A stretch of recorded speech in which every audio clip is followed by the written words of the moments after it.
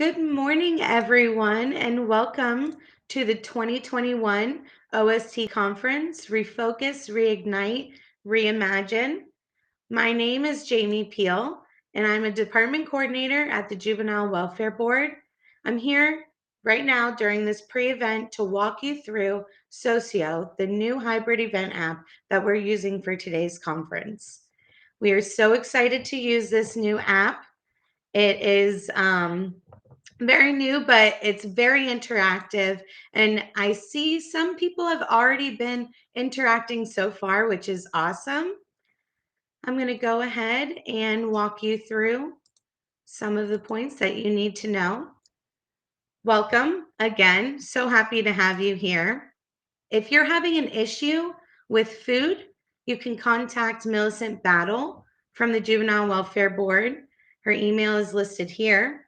And we also have Melissa Orkwise helping us with Socio. If you're having trouble accessing the live stream, or if you need help getting a ticket, even still by now, Melissa can help you with that. Also, a few things that may happen during the conference. I may freeze, and if you're experiencing me freezing or the app freezing, just simply refresh. Also, Socio is best used with Google Chrome, so I do highly recommend that you have the web app open through Google Chrome. The link for ticket registration is found here, registration.socio.events/e/JWB 2021 OST Conference. You should have a ticket by now if you're watching, but just in case one of your staff members does not have a ticket, you can use this link to get there.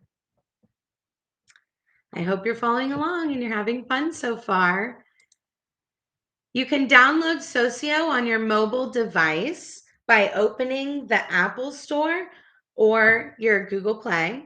Search for Socio Event app on your mobile device. Once you download that, you can log in through Socio with your email that you use for registration, and you may have to create a password. That should automatically link you to our conference event. But just in case it doesn't, you may have to search for 2021 OST Conference in the Socio app once it's downloaded. We encourage all attendees to have the mobile app downloaded or have the web app open when you are participating, because we have polls, we have challenges for you, and we want you to post on the social wall. We'll get into that soon. Here is the link to the 2021 OST Conference web page. This is one of the best ways to view the conference today. Alongside the live stream, like I said, there's a lot more you can do, and you will be able to complete the evaluation through this link or on your mobile app. You can open it with Google Chrome, use your email that was used for registration, and you will need to create a passcode as well. If you already created a passcode on your mobile device and you log on through the web app, use the same one. Should be good to go. Once you log on through the web app, this is what it looks like. This is what you should see right now with me in the middle. But I'm going to walk you through a couple things and a couple of the features to get you started today. All right, so over here on the left-hand side is the main toolbar. I'm going to go ahead and refresh to make sure I'm logged in. Here is the main toolbar. You will see your home page, which shows all of the features. You'll see a connections, and you can connect with other attendees. Bridget Heller wants to connect with me, and I'd love to connect with her. And you'll also see your messages. And you can message multiple people by adding participants here. You can have a group chat with your organization. Going back to home, here you see the agenda and all of our events for the day. If you click on an agenda item, let's say food for thought lunch, this is where we will have our discussion question. You can find it here, but also there's some challenge code words sprinkled throughout the entire app. And what you do is you take the word that you find and you add it to the challenges page. I got points. At the end of the conference, we will be checking the leaderboard. And so far, Kendall's at the top of the leaderboard. Please look for every little Easter egg word they're sprinkled throughout. It'll be really fun. Over here, you have the overlay providers. And then at the bottom, we have more overlays.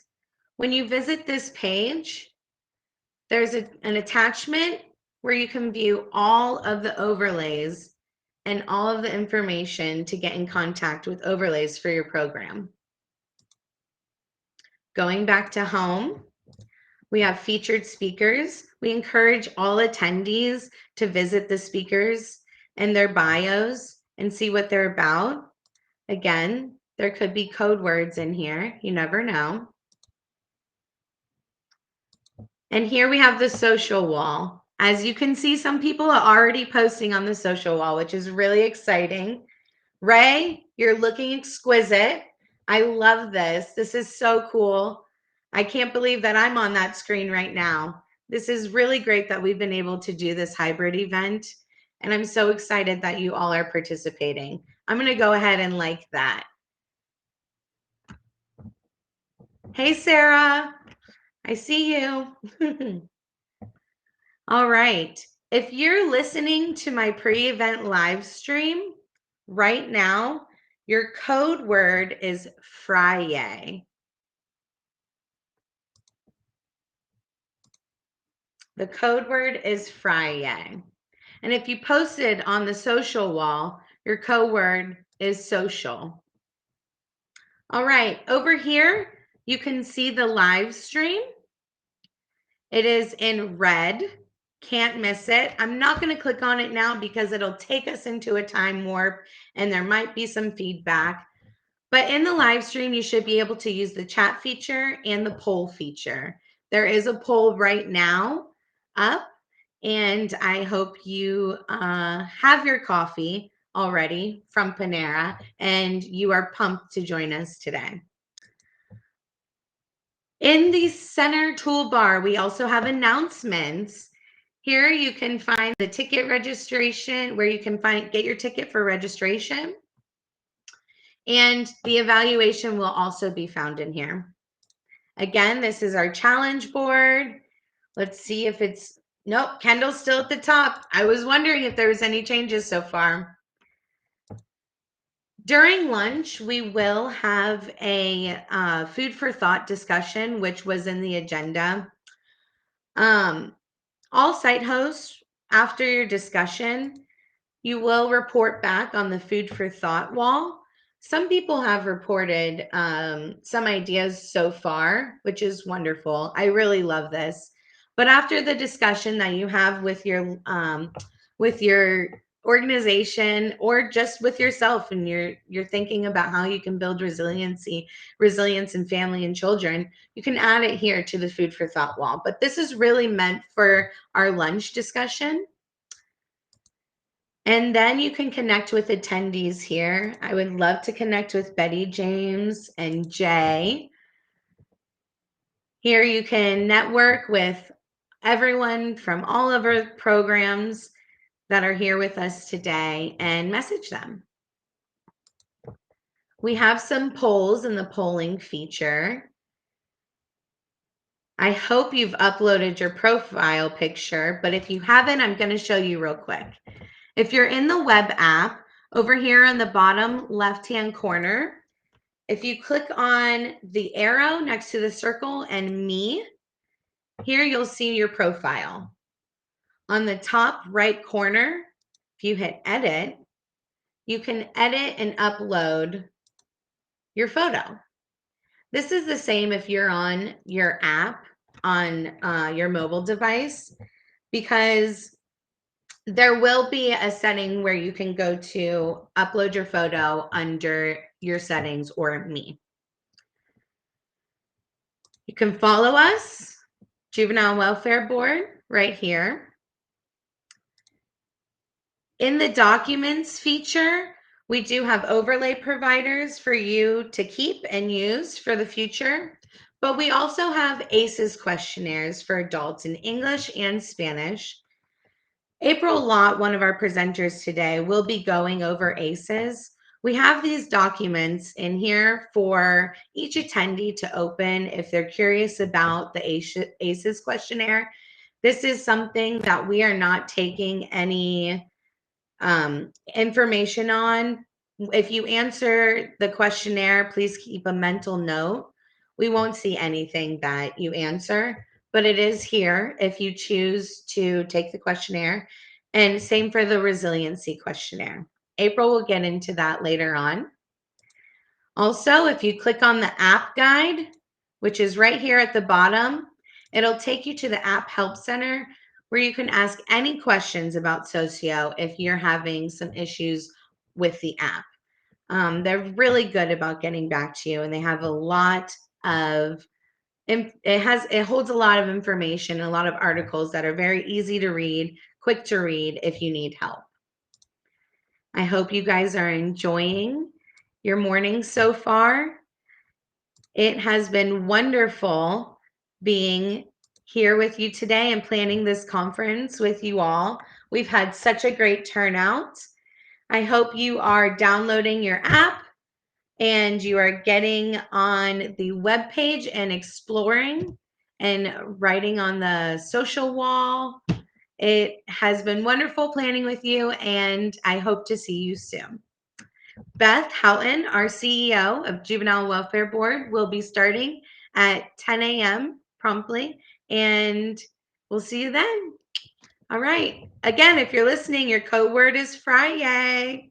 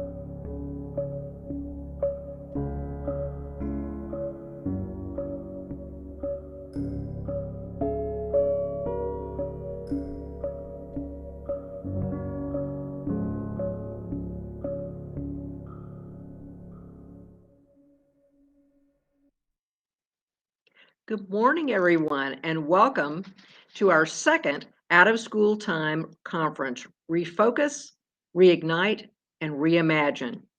My name is Beth Houghton. I'm CEO of the Juvenile Welfare Board, the sponsor of today's event.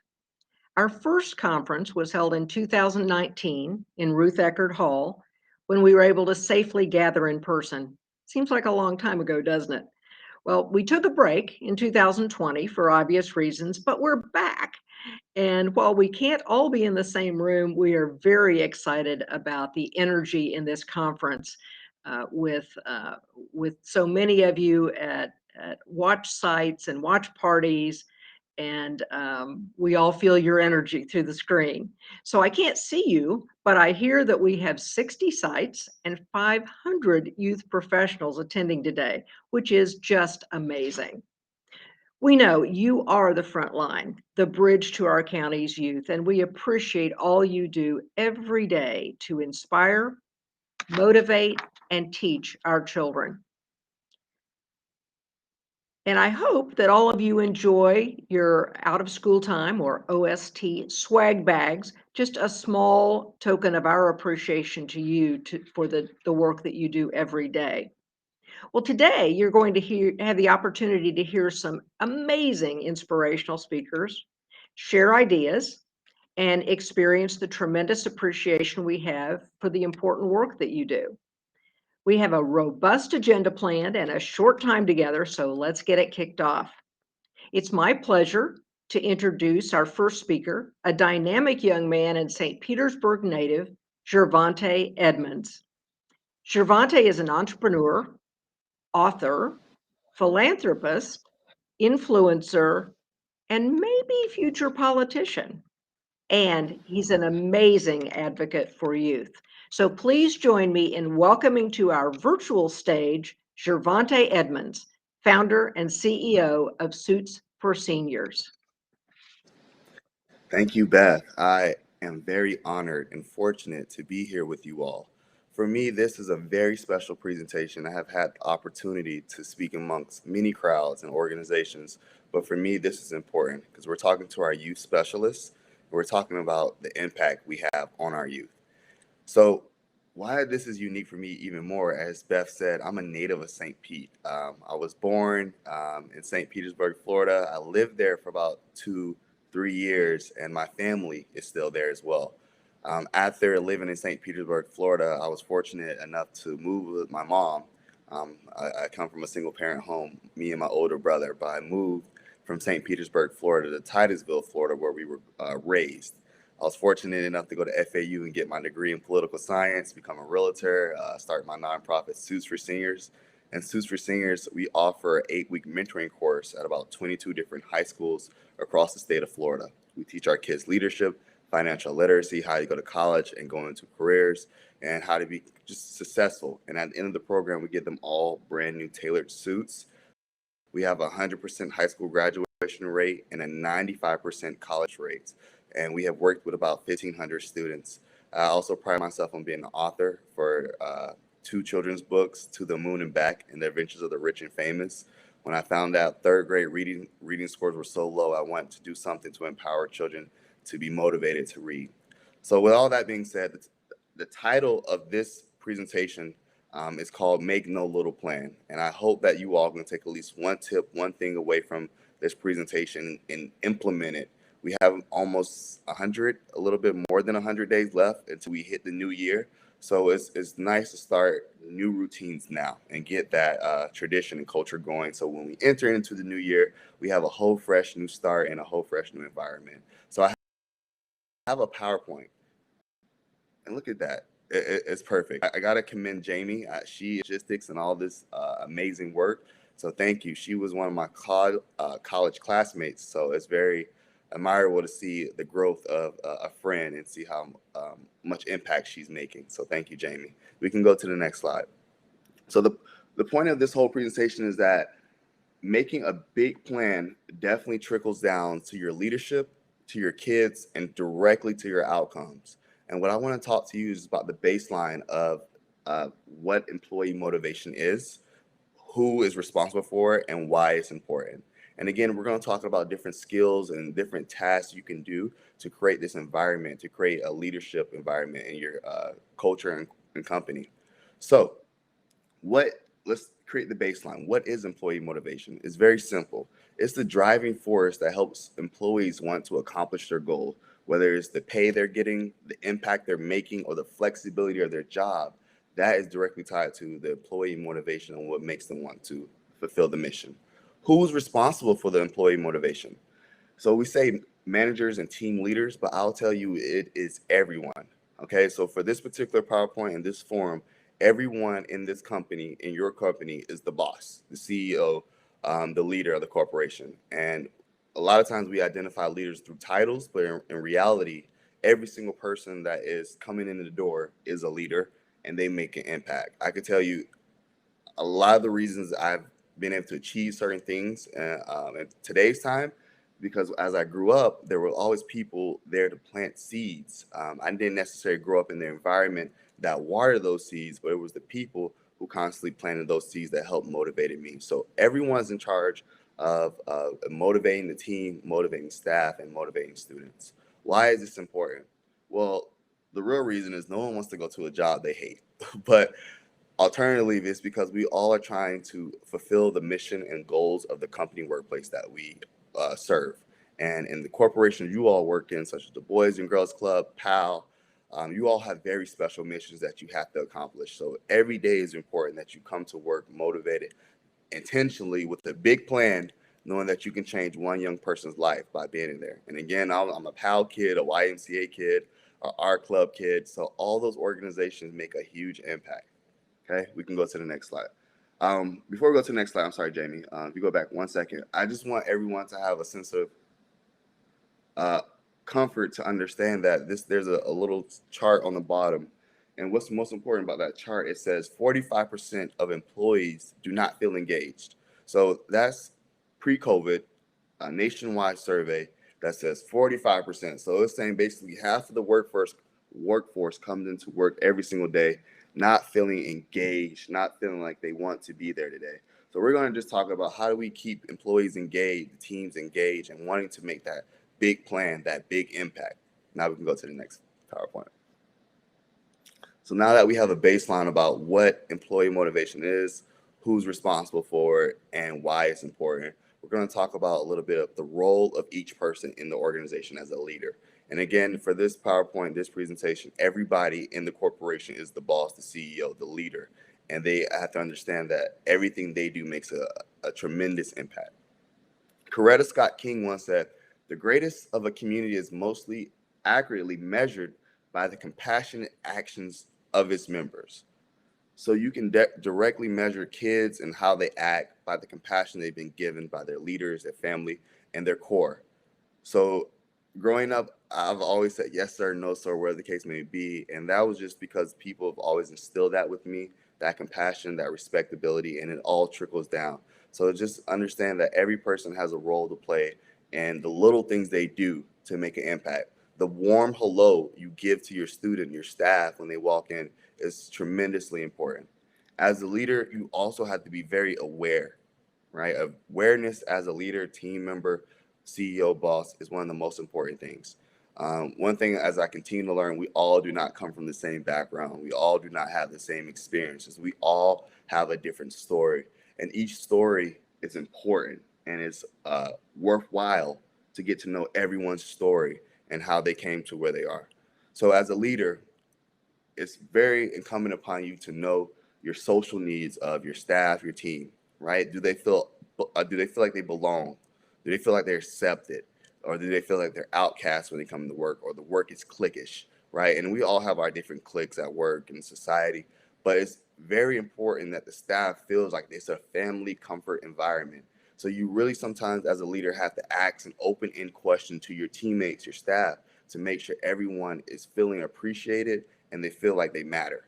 Okay, making people feel like they matter is one of the most important things, and that goes into the esteem needs, the need to feel self-respect, appreciated, and recognized. Look, social media is so popular because people like to be recognized and liked. Okay, and that is the same thing at work.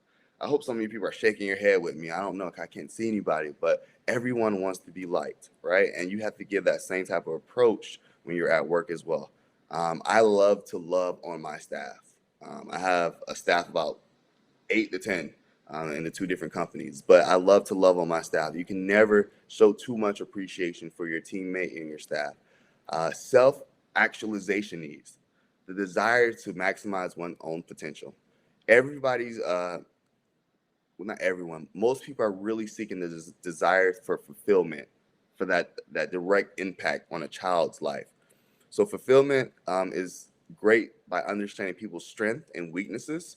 And also, I always say everyone is not their degree, right? So you can have a degree in finance, but still hate finance. So you also have to learn how to pull the strengths and weaknesses and identify strengths and weaknesses within your staff. You know, we do come with education backgrounds, but there's so many unique abilities to people that you can pull and utilize within your team and staff to make them feel more appreciated, to feel like they're maximizing their time and what they're doing is of worth and value. But as a leader, it's your job to take that time with your teammate, your staff, and find out those strengths, those weaknesses, and things that they truly love and put that into good use within the company, okay? 44% of employees feel stressed out. 44% of employees feel stressed out. So again, that's, as a leader, it's incumbent upon you to try to reduce that anxiety, that stress, those issues that your employees come to work with. You're supposed to leave your personal life at the door when you come into work, but that's not always the case. We know that. It's very hard, especially in today's time where you're at home at that, or for some of you, you're at home, so there's no even separation between work and home some days. So understanding those different aspects and really picking the brains of your team, your staff, and letting that trickle down into the kids, and again, move up into the master plan and not making a little plan. So take time to get to know your team, your employees, and see are there needs that they have, because if you can directly help their needs, you can help make them more productive at work. I've had situations when I was at the CEO of PAL where we have staff that work in the same job, but when I go home, I might go home and go out to eat. And when my staff go home, they may go to a food bank and make sure that they have food on the plate. So being aware of that and cognitive of not everyone has the same resources, and how do you fill in that gap? How do we start talking about preparing healthy meals at work so the staff has food to take home? Finding additional ways to make your staff and your team happy is your job. And again, everything you do for your staff, you somehow find that same approach for your kids. So once you find the needs of your staff, it's almost easier to find the needs for your children through the same approach almost. At the bottom right, you'll see a little graph. It's really just a graph of how to direct your staff as a leader, depending on their mindset and their moods. Thank you for that, Jamie. So if you look at the bottom left of it, it says nightmare. We all have staff that come to work and really groan and moan and really cause chaos sometimes. Unfortunately, those are the staff that you got to make a hard decision and get rid of. They say one bad apple spoils the bunch. Sometimes that is very, very true. So you measure that through the happiness and through the engagement. You can tell when someone's directly happy and smiling and making an impact and engaged. So when you go up for that, you have people who come to work and they're extremely happy. Like they had coffee 6 a.m. and they just are energized, right? But they're not truly engaged, but they make a good presence. So those happy-go-lucky people, you have to find a role for them and make sure that they can filter their happiness into something that can be beneficial to those communities or your program. And you as a staff leader, you have to identify these characteristics. You have to look and really pay attention to your staff, your team, and even your students. All this stuff, again, affects students as well. You have kids who are super happy-go-lucky, love coming to school, but they're really not engaged, right? You got to find the subject matter that does engage them and turn that happiness into passion and move them forward. But we're talking about the staff level right now. If you look at the next bottom right corner, it's the engaged pessimist. These are the people who almost do all the great tasks from emails to communication, closing deals, but they're not happy. They always have a critique. They always have something wrong, or they always want to call out something. They can be very passive aggressive. Those are the people that you want to have a strong conversation with and find out what ways you can maximize their potential. potential. Okay, maximize, because even though they may not be happy, they're fully engaged, and those are the people you want to, again, move into this top right corner, which is the superstar position. Those are the people who get things done, come to work happy, and always have a cheery, bright personality. You take those people and you don't want to overwhelm them, but you do add on more work, because busy people like to stay busy, but you also have to reward those stars. So that is just a little map spectrum. I hope maybe they send this PowerPoint out. You can also grab that also online as well. We can go to the next PowerPoint or page. So now that we know the baseline, what employee engagement is, what it means to the corporation, how it moves us to our overall big picture, our big plan that we're creating, and we talked about what is the role of a leader, it's really time to talk about how do we make sure that we're creating a good climate for our workplace and our other coworkers and our children and everything else. So there's a quote that says, I think the real quote is like, when mom's not happy, nobody's happy. But we changed that into, when leaders are not happy, everyone is unhappy. And your leadership directly correlates down to the kids. When you can tell that the leaders are having bad days, everybody's going to have a bad day. And you know when the leader has a bad day, when they come in, you're like, oh God, it's going to be some problems today. And you try to stay clear. You try to stay clear of those people. And that's not the type of climate or culture you want in when you're trying to avoid people so you don't have to extra work or you feel like you're going to get yelled at. That's not the climate we want. So what we're going to be talking about is creating a good climate. And really what a good climate stems from is the rules. The rules that you're creating for the staff and for the kids to follow. That is how the climate is essentially created in your workplace. So you have to take some time to really identify and look at the rules that you have implemented or you're looking to implement. You got to ask yourself the questions. Why? What is the purpose of implementing this policy? And does it actually accomplish what you're trying to suggest? So for my example, when I was the CEO at the Police Athletic League, we raised enough money to buy a brand new van. They've never had a brand new van in the 20-year history of being the West Palm Beach police officer. So my first year, I came in and raised enough money and bought them a brand new van, a brand new 15-passenger van. So I was very proud of that. And after a week or so, I noticed that the van was dirty, and it hurt my heart because that was something that we worked hard to get. So after that week, I initially came in and I made the rule: no more eating on the bus. No more. I don't care where we go. You can't eat on the bus no more. And that had a bad effect on not only the kids, but the staff. The staff felt like I didn't trust them enough to implement a policy where they can hold the kids accountable. The kids felt like, oh, I was being mean. He doesn't want us eating on the bus. He doesn't trust us. He thinks we're savages. Not savages, but not proper enough to eat food on the bus. All I was really trying to accomplish was to have a clean bus. And so the policy, what I should have implemented was cleaning the bus once a week to make sure that we can have food in the bus, but making sure there's no particles and trash left over, which I got to the same goal that I was trying to reach without hurting anyone's feelings or making people less thin. So you really have to look at what policies are you implementing that have a direct correlation to the motivation of your staff. And that's something only you can identify and look at. But we all know there are certain rules that bind us to want to be creative, bind us to want to try, because these rules are keeping us from us being our best selves at work, because we feel like some of the policies are just constraining. I know many teachers at public schools, the curriculum constrains them from being creative in their subject matter. And so that's somewhat directly correlates to any workplace, because the curriculum rules sometimes constrains you. So look at what rules you're implementing. 39% of employees feel underappreciated at work. Man, this is super important.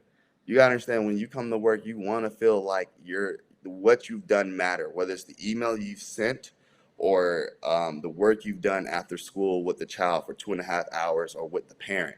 You want to feel like everything you're doing matter, and that directly is tied to the leadership, making sure you feel appreciated. So it's incumbent upon each leader. Again, the title does not matter, that you make sure that your colleague, staff, coworker is feeling appreciated at work. Because right now, we're all going through something where we all need a good job. You can never tell someone a good job too many times. So once we understand that we have to look at the rules of our organization to create that good climate and also appreciate the things that, or our team and colleagues, keeping the good climate is the secondary most important thing, right? Once we create it, keeping it is the next important thing, right? So, and that's really a variety of things. I think the one of the most important thing is communication. There's some information on the screen, but my personal thing about keeping a good climate is communication. There is no such thing as over communicating. No such thing. You can always under communicate, and people tend to do that most often, but you can never over communicate your goals, your vision, and what you're trying to accomplish with someone.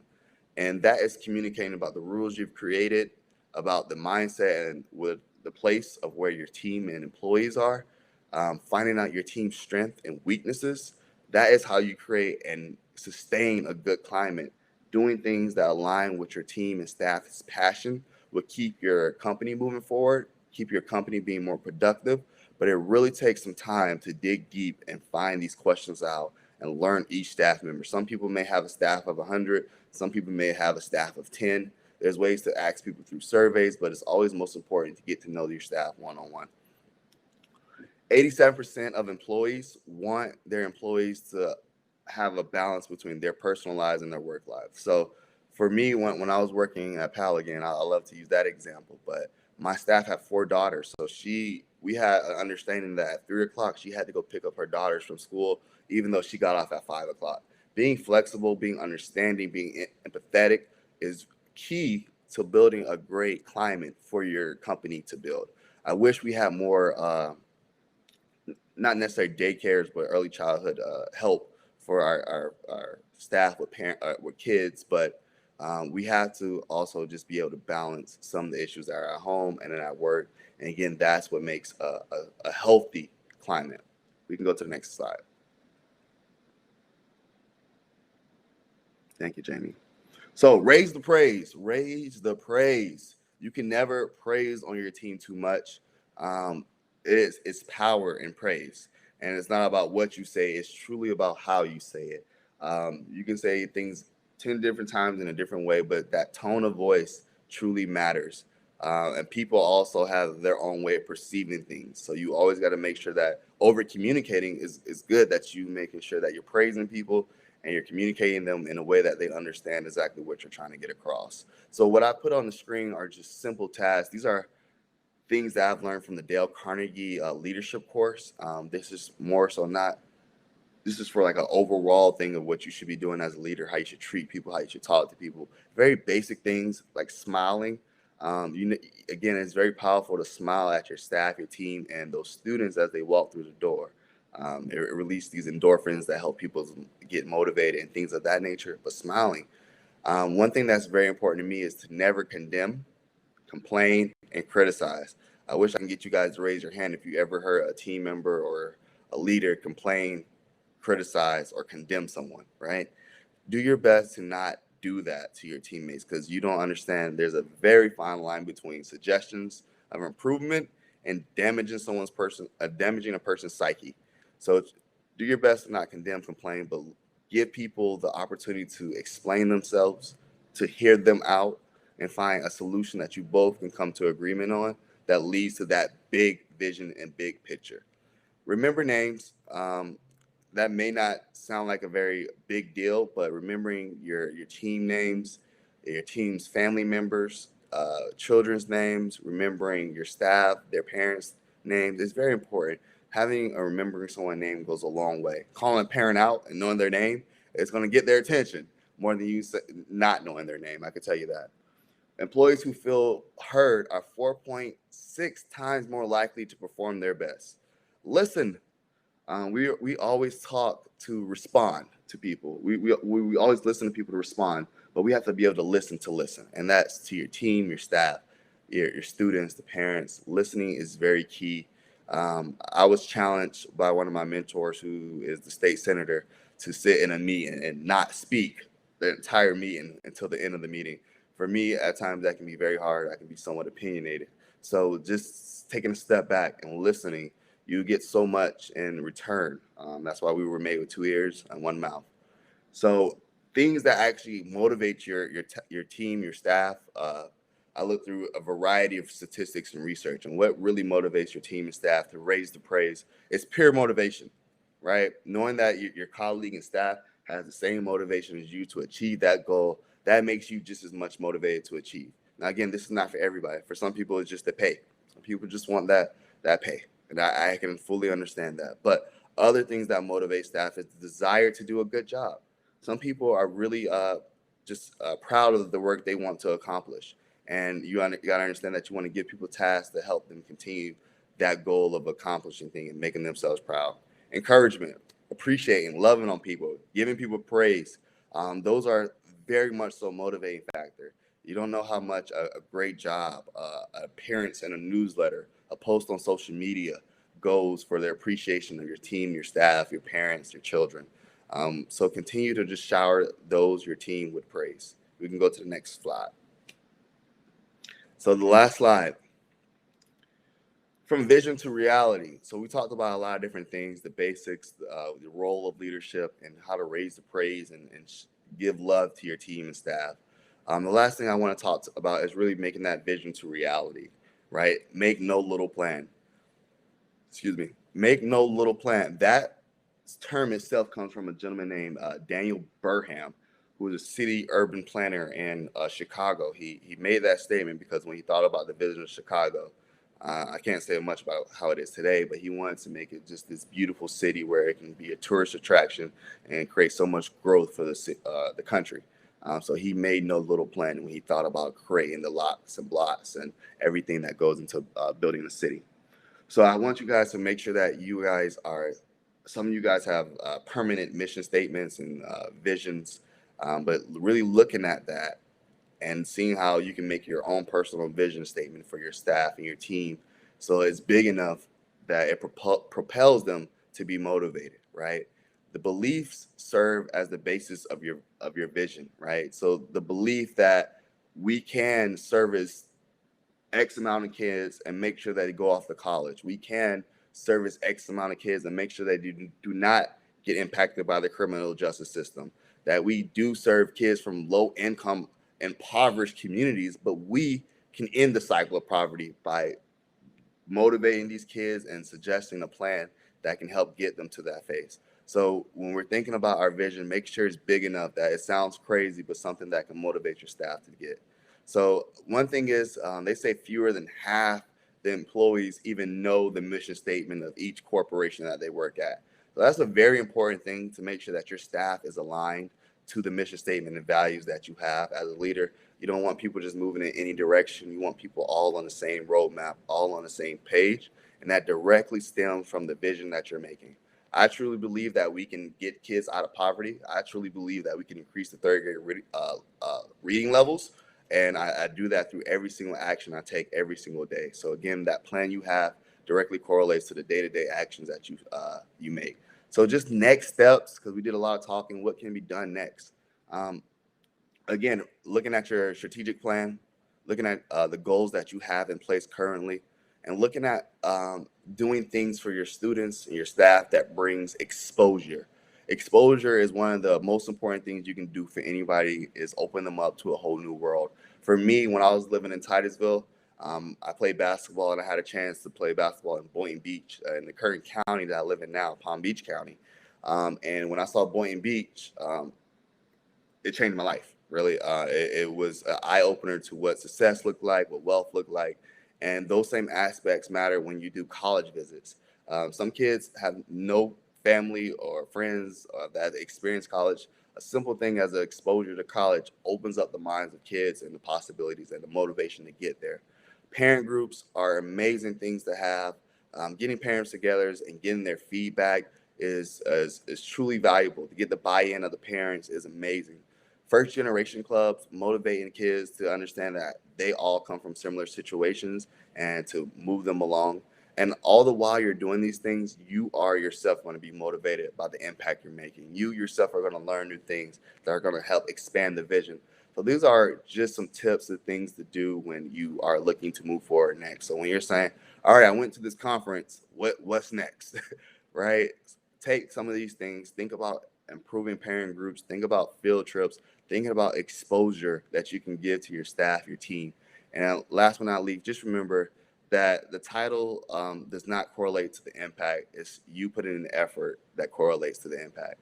So make sure you make no little plan, no matter what your position is in the company, and understand that every single thing you do can make the greatest impact and change the life of hundreds of kids. The one person who changed my life was my third grade teacher, who told me I was going to be the first African-American president. It didn't happen. Barack beat me, and that's fine with me, but it also led me to go on to college and impact thousands of kids. So one kid can change the lives of many, and never give up on any children, because all of them just need love and attention. Everyone has the possibility to be successful. You never know who's going to be your next president. So, and with that, I would love to take a couple questions. I hope I didn't go over time, but I would love to take any questions about what type of programs are good to implement, any other specific tips to motivate someone, what maybe be an author, or whatever the case may be. Hey, Jervonte, how are you? Good. How are you doing? Great. They're getting us all on screen here.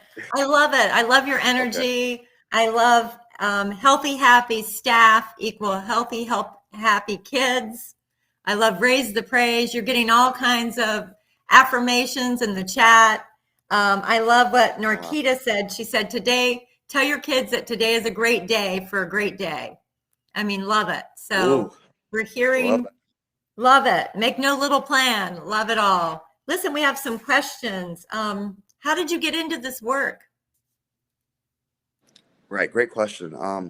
So my senior year of college, unfortunately, Trayvon Martin was killed that year. I think it was 2012, and that had a tremendous impact on the community. Being in college as a young black male, and what I wanted to do was I respected people who were going in the streets and making an impact and getting their voices heard. But for me in my life, I love making tangible impacts, and I wanted to do something where I could train and make sure the kids that came up after us would not want to be in fear, but also be prepared to be successful. One thing that helped change my life, coming from Titusville, which average income was $34,000, to Boca Raton, which average income is $75,000, completely two different worlds, was putting on a suit. When I put on a suit, it felt like an equalizer to the wealth and my complete potential and leadership ability. So I put the purpose of wanting making a change and my passion for just loving suits together, and I formed my nonprofit Suits for Seniors, which is the mentoring course, and it also gives tailored suits. So my passion and purpose came together to make a tangible impact. Beautiful. Great question. Beautiful. We also had a question. How do you avoid bringing home stress to work? I don't think you can avoid bringing home stress to work. I think it's almost impossible, because everything we go through we wear it, and I think we have to make environments where you can feel comfortable to actually talk about it, and not in a way that is negative, but a way that's positive, and you're allowed to release yourself and feel like everything is gone and you can start work. So my staff used to have issues at home with just relationships and whatever the case may be. I let her come in the beginning of the day for the first 30 minutes and just get it all out the way. So the remaining of the day, she doesn't have to bring it up anymore, because we've already talked about it. We've already nipped it in the bud. We've already suggested a solution. So that letting people get their feelings off their chest is very important. Just listening to people. People want to be heard. Wonderful. And what about that employee who might be a little negative on the job? How do you kind of turn that around to positive energy? That's a really good question. I've seen a lot of negative Nancy's before, but again, everybody wants to be heard, and not everyone is aware that they're being negative. Some people feel like they're just being themselves, and they're saying the things just to make themselves feel better. So one is just bringing awareness to it. First is listening, right? Hearing them out, and two is bringing awareness that they are being negative and how that is directly affecting them and their staff and environment here. So listening, addressing it, and then taking an actual solution on how we change the course of how we talk about things, whether it's just the way you say or explain your discomfort, but just taking that action and making it into a positive. So if it's, I hate work because of the flexibility here, is how do we find a way that we can make the job more flexible, that makes you more comfortable and you don't feel like that is the complaint. So listening and finding a solution behind it. Oh, great. Love question. it. This is a great question we have out there. What suggestions do you have to bridge the generation gap between staff and kids? Thanks, Donna, for So that between question. staff and that's a really good question. So when we're talking about staff and kids, I think it's technology. One thing, I don't know if you noticed, but parents are on TikTok too. They're on social media too, and I think we use technology as an asset to utilize. It helps bring kids and parents together. So if you look at my social media, you'll see that I'm sometimes time to time dancing with the kids doing their TikTok dances. Now I cannot dance worth anything. I don't have a good rhythm. That's not my skill. But it made the kids happy. It made them more comfortable, and that was a way for us to connect through what they're using, technology. And for some, it may be a little difficult for us to use technology. So let them lead it, and that's how you empower them. So not only you're bridging the gap, but you're letting them do something that they're truly passionate about, and it creates a bond that lasts for a long time. Yeah, great. And the question also was, how do you bridge that same gap between staff members? No, between staff members. Okay. Same thing. Well, because I sit on a variety of different boards, and I really think it's about communicating. What do people feel like the best method of communication is, and what works best? Some people want to only talk through email. Some people only want to talk through a phone call and text messages. I could tell you millennials, they don't want to talk on the phone. They just want to text people. And I understand that. And I understand that boomers really would prefer to get on the phone call so they have clarity in what they're talking about. So you have to understand, you have to meet people where they're at and try to appease everybody's communications format. And as a leader, that can be challenging, but it also moves the whole entire company forward. And then it becomes a culture and people just understand one another. Great. Great question. I know you get this question probably a lot. You mentioned the ties and the suits for the young men. What about the young ladies? Right. Great question. I got that question. So Suits for Seniors has been around for 7 or 6 years. We were fortunate enough to win the nonprofit of the year out of 6,000 nonprofits in Palm Beach County. So the first 3 years, thank you. The first 3 years, people were asking me back-to-back programs. What about the girls? What are you gonna do for the girls? And at first, I made a little plan. I thought that I can't impact young ladies because I'm a male. So my plan was very small. Then I made a bigger plan that said that, the curriculum, the life skills, the things we're teaching is open for everyone. So I decided that the guys would get ties and the girls would get pearls, but everyone would still get a brand new tailored suit. So again, expanding and making a bigger plan allowed for more impact. Beautiful, beautiful. And a little bit about your background, your story. You mentioned that a teacher really made a difference. There was an adult in your life that really made a difference.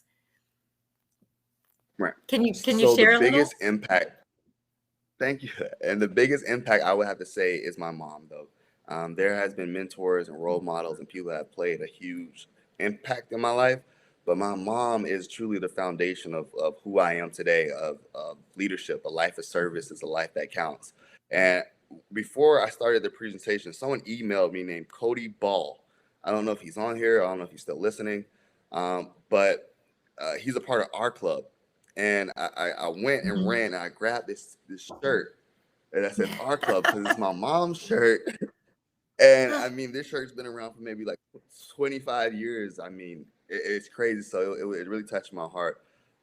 So it's being in organizations like our club, the YMCA, being in PAL, those changed my life and kept me on course. I had a third grade teacher who planted a seed in me that said I can be bigger than the environment in which I was in. In Titusville, unfortunately, no one's really that successful or high income. So he planted a seed that said I was bigger than the environment I was in. But it was the people in our club, YMCA, Boys and Girls Club, that kept me active, engaged, and those were the people that made sure I got to college and changed my life. So everybody has an important role to potentially change the life of the youth.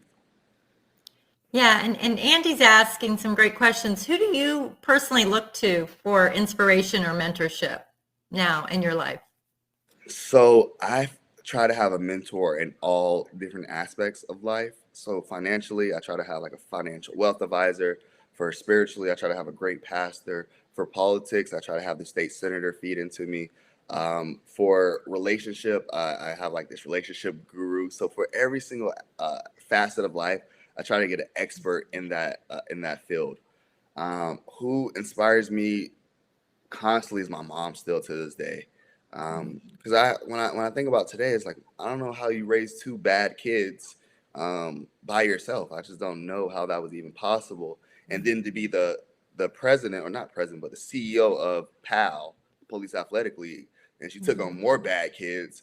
And I'm just like, Mom, I don't know how you did it. And I know if you're in this work, no matter if you're the CEO or the person that just walked in the door, you're underpaid and underappreciated, no matter who you are. And so you have to do this because you love making an impact. So that still to this day, that she was able to change so many kids' lives in Titusville, and the kids who were in PAL all somehow went off to college. The kids who didn't go to PAL somehow got stuck in the hood. So it means a lot that she was able to make that impact. And I think it's incumbent upon me that I've been blessed and I need to follow that same wave of path to impact.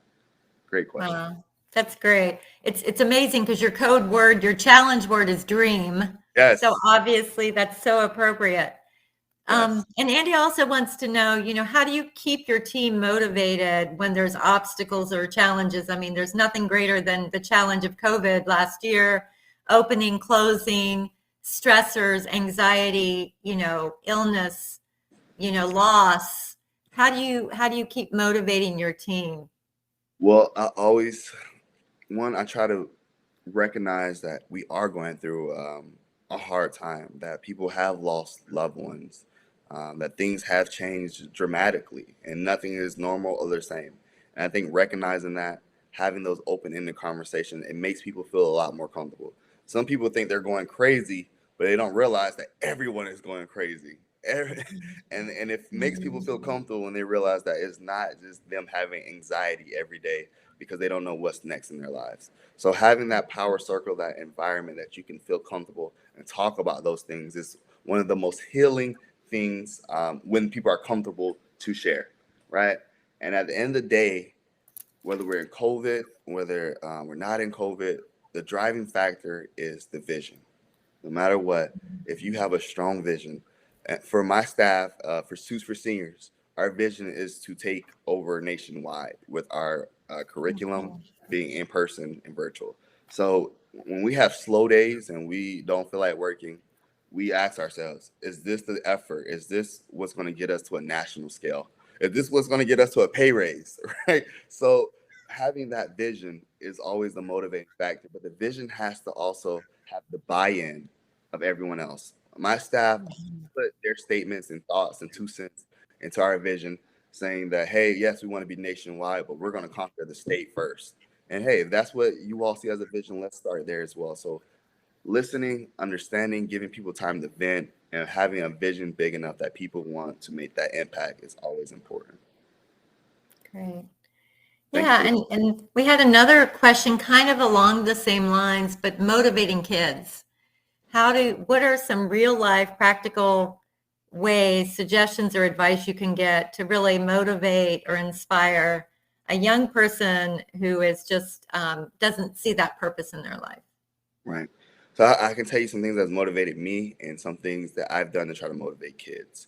So for me, it sounds very silly, but I had my boss, he's currently the state's former boss. He's currently the state senator, but when he was a state representative and I was his legislative aide, I was only 24 years old. So I know it's a little bit older than being a youth or a kid, but he used to always call me champion. I know it's weird, but he would be like, good morning, champion, or you did a great job today, champion. And that just calling me a champion made me want to live up to the standard he was giving me. And one thing we have to do is to motivate kids is give them standards that they can buy into.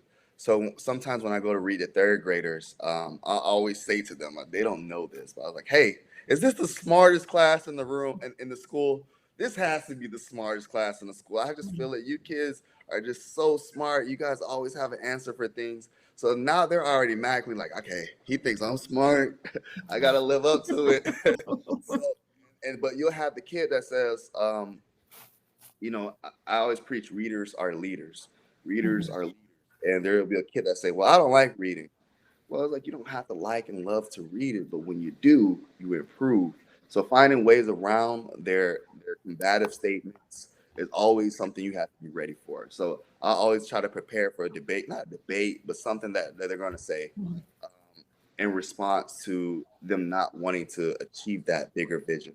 So you always got to find pivot points, but always give them the higher expectation that they're supposed to be successful. They're supposed to succeed and achieve. So I'll always carry that expectation to my kids, no matter what grade I'm talking to. When you're acting out, I'm like, hey, I expect you to be the next doctor, lawyer, engineer. And the action you're taking right now is not going to lead you down that path. I have expectations out of you. I expect to see you on the news one day. I expect for you to come back to this community and make a change. And you really just got to love on them and expect them to be great. And once you give them that expectation, their mindset will change. And I would say last thing to motivate kids is exposure. I put on the next steps plan. Take kids out of their environment. So where I'm from in Palm Beach County, one of the wealthiest counties in America, there's kids that live in the hood that does not go to the beach that's 5 minutes away. We have billionaires that could provide that access and transportation to those kids. I'm not going to get on that. But what I'm saying is that you have to give these kids access, exposure. Because you think some things are normal to them or should be. But again, some kids have never even seen the beach. Right. Expose them to that life. Sorry, that was a long-winded answer. No, that was beautiful. And they have to have context because that all goes back to grade level reading. And I don't know if you knew, but JWB and our partners have a campaign for grade level reading called Early Readers, Future Leaders. I love it. Right on, right? Right on. And we have a lot of our literacy champions. All of our out-of-school time programs are champions for literacy and on-time grade level reading. What's the one thing you think or a couple things to make a difference to make sure kids are on time with their reading? I wish I was looking around for it. I'm sorry. Representation. The kids got to see themselves in what you're teaching them.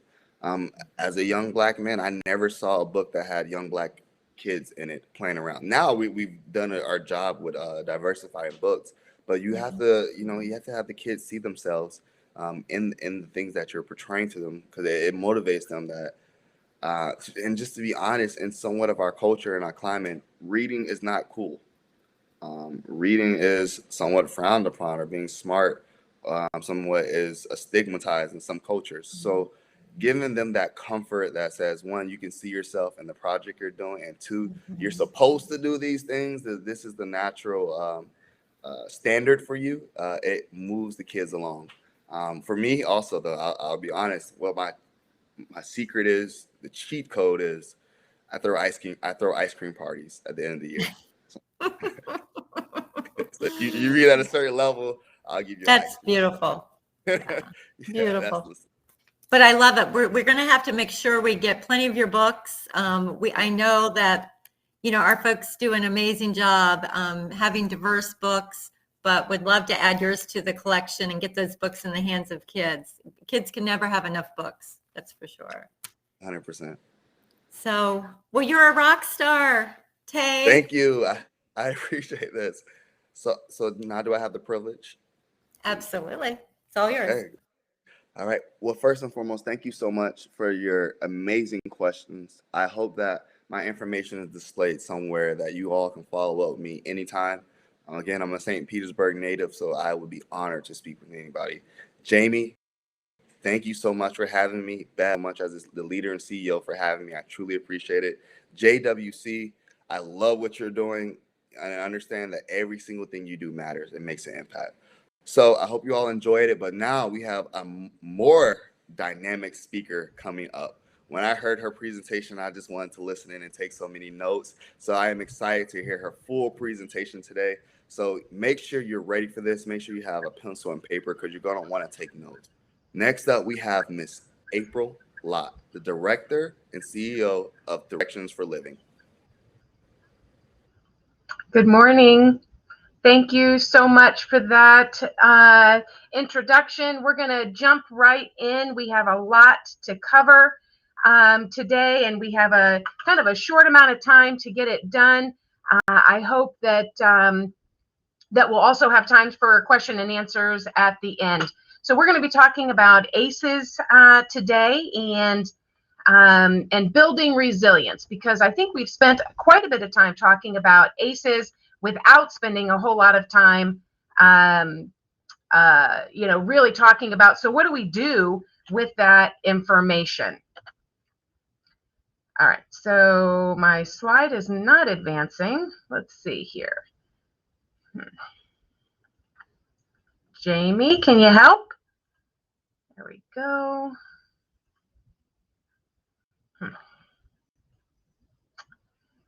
I'm so sorry, everybody. Hang on one second. My slide is not advancing. Dang it. There we go.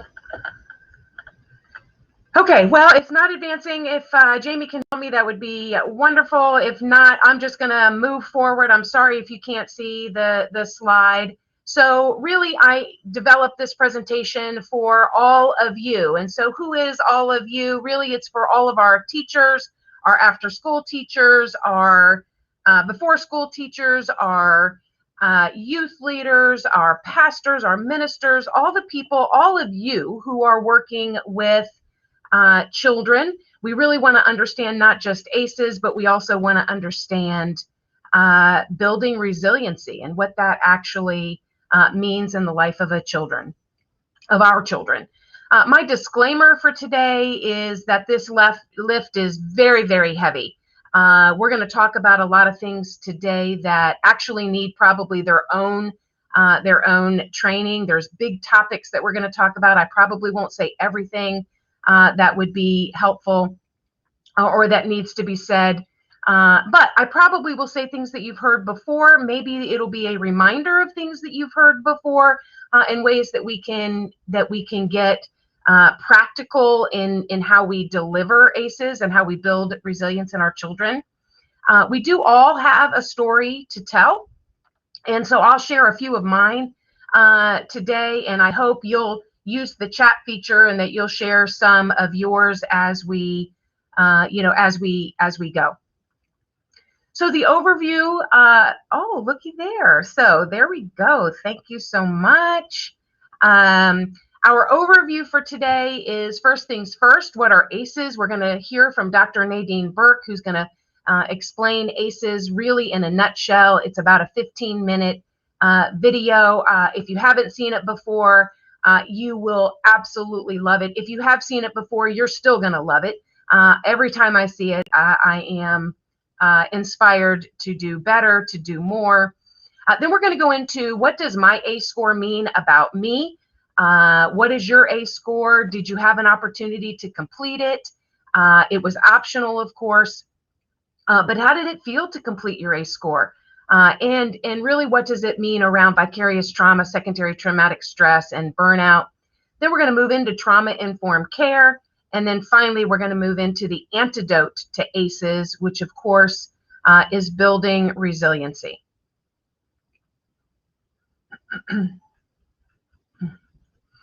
So our ground rules today are that we are talking about all of us. We're not talking about us and them. As you know, I cannot see you, so please take care of yourself. If you need to step away, please do that. Only do what feels safe for you. ACEs, chat, Q&A, all of it, just do whatever feels right and safe for you. And then, of course, check in with others throughout the day. I thought that the presentation earlier, right, raise the praise. I love that. All of those kind of good feel kind of things. But check in with each other throughout the day. Of course, this is, we're all, I think, feeling the weight of kind of what's been going on for the last couple of years. So check in with each other. Our quote for today is, there is no greater joy nor greater reward than to make a fundamental difference in someone's life. All of you are working with children, which means that you are no doubt making a fundamental difference in someone's life, our children's lives. And we're going to talk about why that is so critically important as we move forward. But first, we're going to hear from Dr. Nadine Burke, who's going to talk us through ACEs.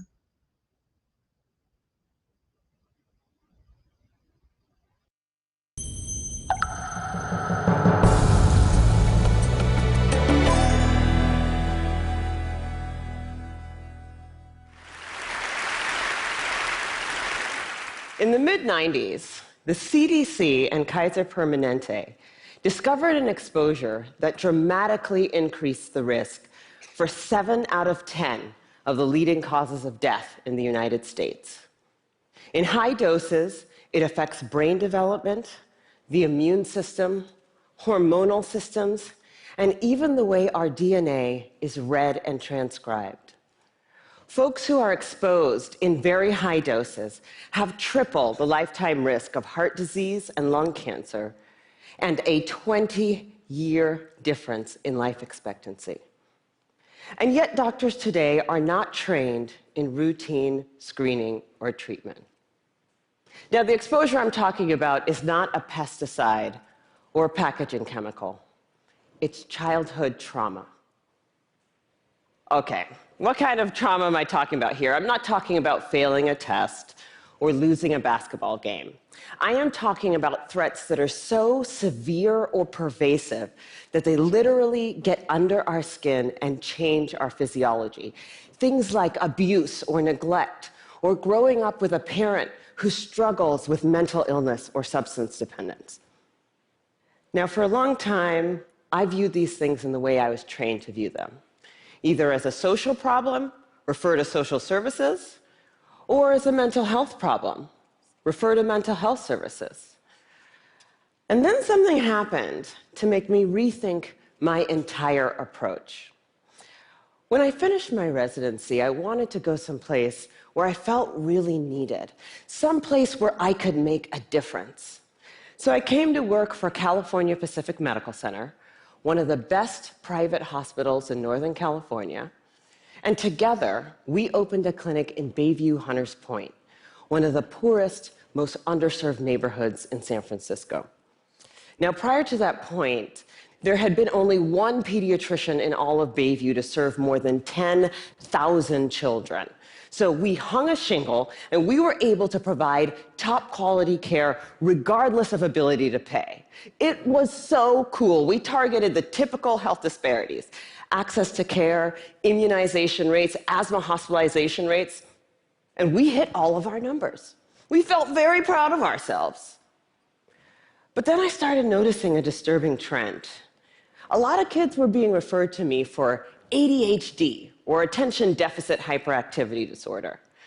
But when I actually did a thorough history and physical, what I found was that for most of my patients, I couldn't make a diagnosis of ADHD. Most of the kids I was seeing had experienced such severe trauma that it felt like something else was going on. Somehow, I was missing something important. Now, before I did my residency, I did a master's degree in public health. And one of the things that they teach you in public health school is that if you're a doctor and you see 100 kids that all drink from the same well, and 98 of them develop diarrhea, you can go ahead and write that prescription for dose after dose after dose of antibiotics, or you can walk over and say, what the hell is in this well? So I began reading everything that I could get my hands on about how exposure to adversity affects the developing brains and bodies of children. And then one day, my colleague walked into my office and he said, "Dr. Burke, have you seen this?" In his hand was a copy of a research study called the Adverse Childhood Experiences Study. That day changed my clinical practice and ultimately my career. The Adverse Childhood Experiences Study is something that everybody needs to know about.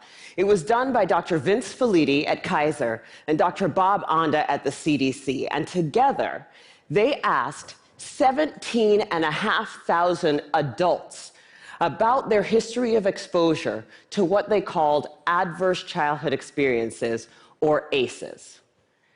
Those include physical, emotional, or sexual abuse, physical or emotional neglect, parental mental illness, substance dependence, incarceration, parental separation or divorce, or domestic violence.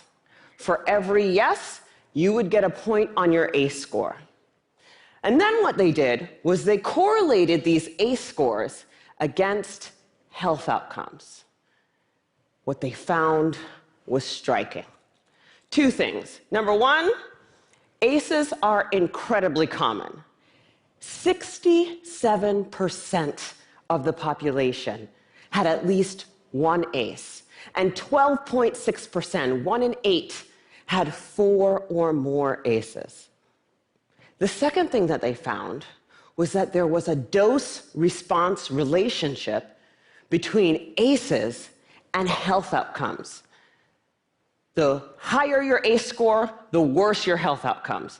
For a person with an ACE score of 4 or more, their relative risk of chronic obstructive pulmonary disease was 2.5 times that of someone with an ACE score of 0. For hepatitis, it was also 2.5 times. For depression, it was 4.5 times. For suicidality, it was 12 times.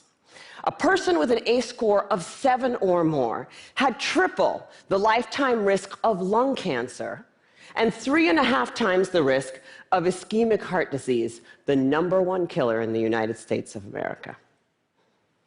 Well, of course, this makes sense. You know, some people looked at this data and they said, come on, you have a rough childhood, you're more likely to drink and smoke and do all these things that are going to ruin your health. This isn't science. This is just bad behavior. It turns out this is exactly where the science comes in. We now understand, better than we ever have before, how exposure to early adversity affects the developing brains and bodies of children. It affects areas like the nucleus accumbens, the pleasure and reward center of the brain that is implicated in substance dependence.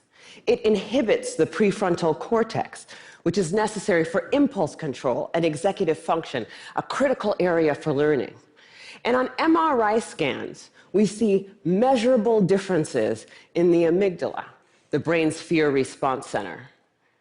So there are real neurologic reasons why folks exposed to high doses of adversity are more likely to engage in high-risk behavior.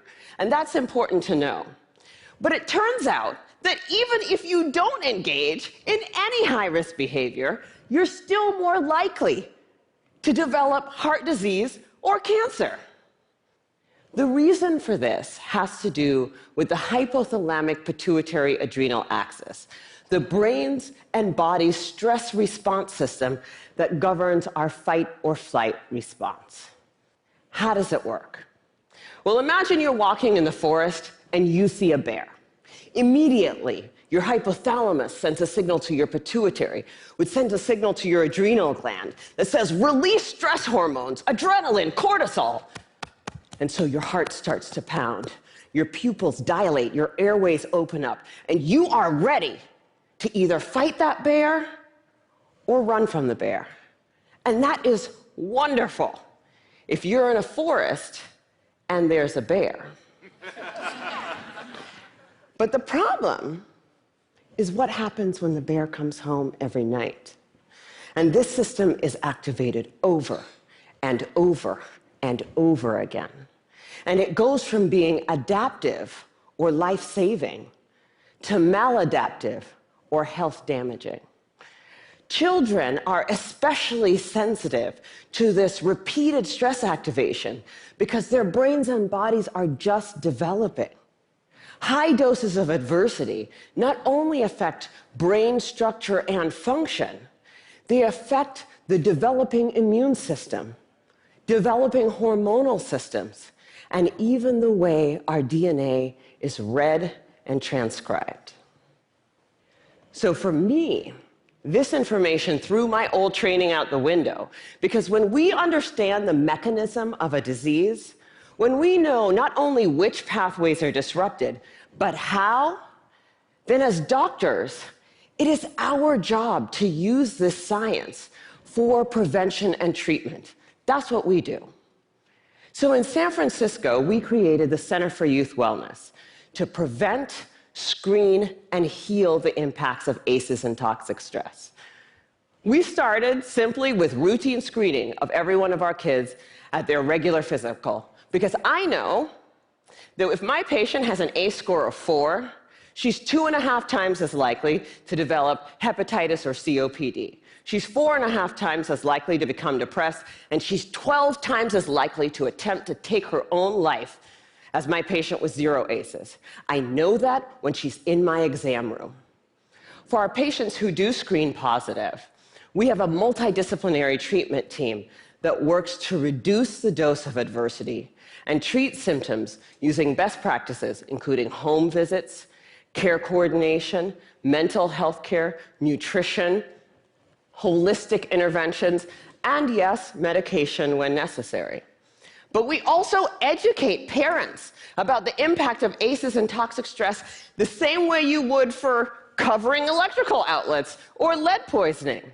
And we tailor the care of our asthmatics and our diabetics in a way that recognizes that they may need more aggressive treatment given the changes to their hormonal and immune systems.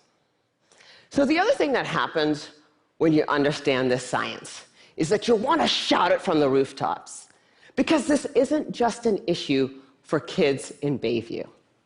I figured the minute that everybody else heard about this, it would be routine screening, multidisciplinary treatment teams, and it would be a race to the most effective clinical treatment protocols. Yeah, that did not happen. And that was a huge learning for me. What I had thought of as simply best clinical practice, I now understand to be a movement. In the words of Dr. Robert Block, the former president of the American Academy of Pediatrics, adverse childhood experiences are the single greatest unaddressed public health threat facing our nation today. And for a lot of people, that's a terrifying prospect. The scope and scale of the problem seems so large that it feels overwhelming to think about how we might approach it. But for me, that's actually where the hope lies. Because when we have the right framework, when we recognize this to be a public health crisis, then we can begin to use the right toolkit to come up with solutions. From tobacco to lead poisoning to HIV/AIDS, the United States actually has quite a strong track record with addressing public health problems. But replicating those successes with ACEs and toxic stress is going to take determination and commitment. And when I look at what our nation's response has been so far, I wonder, why haven't we taken this more seriously? You know, at first, I thought that we marginalized the issue because it doesn't apply to us, right? That's an issue for those kids in those neighborhoods, which is weird because the data doesn't bear that out. The original ACEs study was done in a population that was 70% Caucasian, 70% college educated. But then, the more I talk to folks, I'm beginning to think that maybe I had it completely backwards. If I were to ask how many people in this room grew up with a family member who suffered from mental illness, I bet a few hands would go up. And then if I were to ask how many folks had a parent who maybe drank too much, or who really believed that if you spare the rod, you spoil the child, I bet a few more hands would go up. Even in this room, this is an issue that touches many of us. And I'm beginning to believe that we marginalize the issue because it does apply to us. Maybe it's easier to see in other zip codes because we don't want to look at it. We'd rather be sick. Fortunately, scientific advances and, frankly, economic realities make that option less viable every day. The science is clear. Early adversity dramatically affects health across the lifetime. Today, we are beginning to understand how to interrupt the progression from early adversity to disease and early death. And 30 years from now, the child who has a high ACE score and whose behavioral symptoms go unrecognized, whose asthma management is not connected, and who goes on to develop high blood pressure and early heart disease or cancer will be just as anomalous as a 6-month mortality from HIV/AIDS. People will look at that situation and say, what the heck happened there? This is treatable. This is beatable. The single most important thing that we need today is the courage to look this problem in the face and say, this is real, and this is all of us. I believe that we are the movement. Thank you.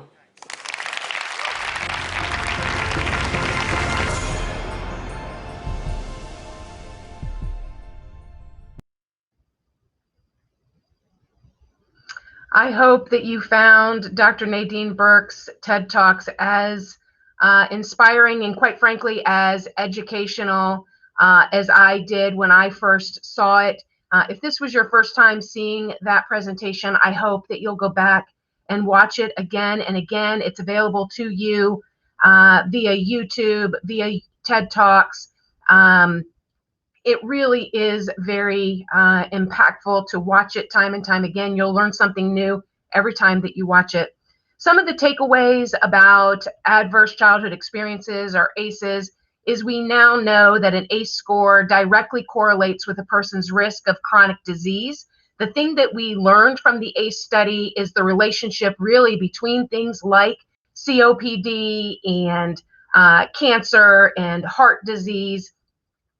We certainly know that there's a dose relationship, right? The higher the score, the higher your risk of health and social problems. And then there was a distinct change if the score was 4 or more. The likelihood of illness rises rather dramatically. And of course, I want to say here, without a solid resiliency score. So the antidote to ACEs is resiliency, and we really do want to start talking about that.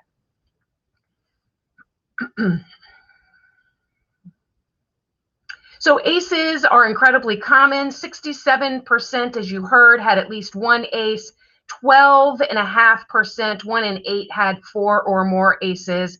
The dose relationship, right, is something that we all want to pay attention to. In particular, we want to understand that we can impact ACEs. We might not be able to take away an ACE score, but we're certainly able to keep ACE scores kind of static, if you will, if we understand ACEs, if we understand what makes up the ACE score.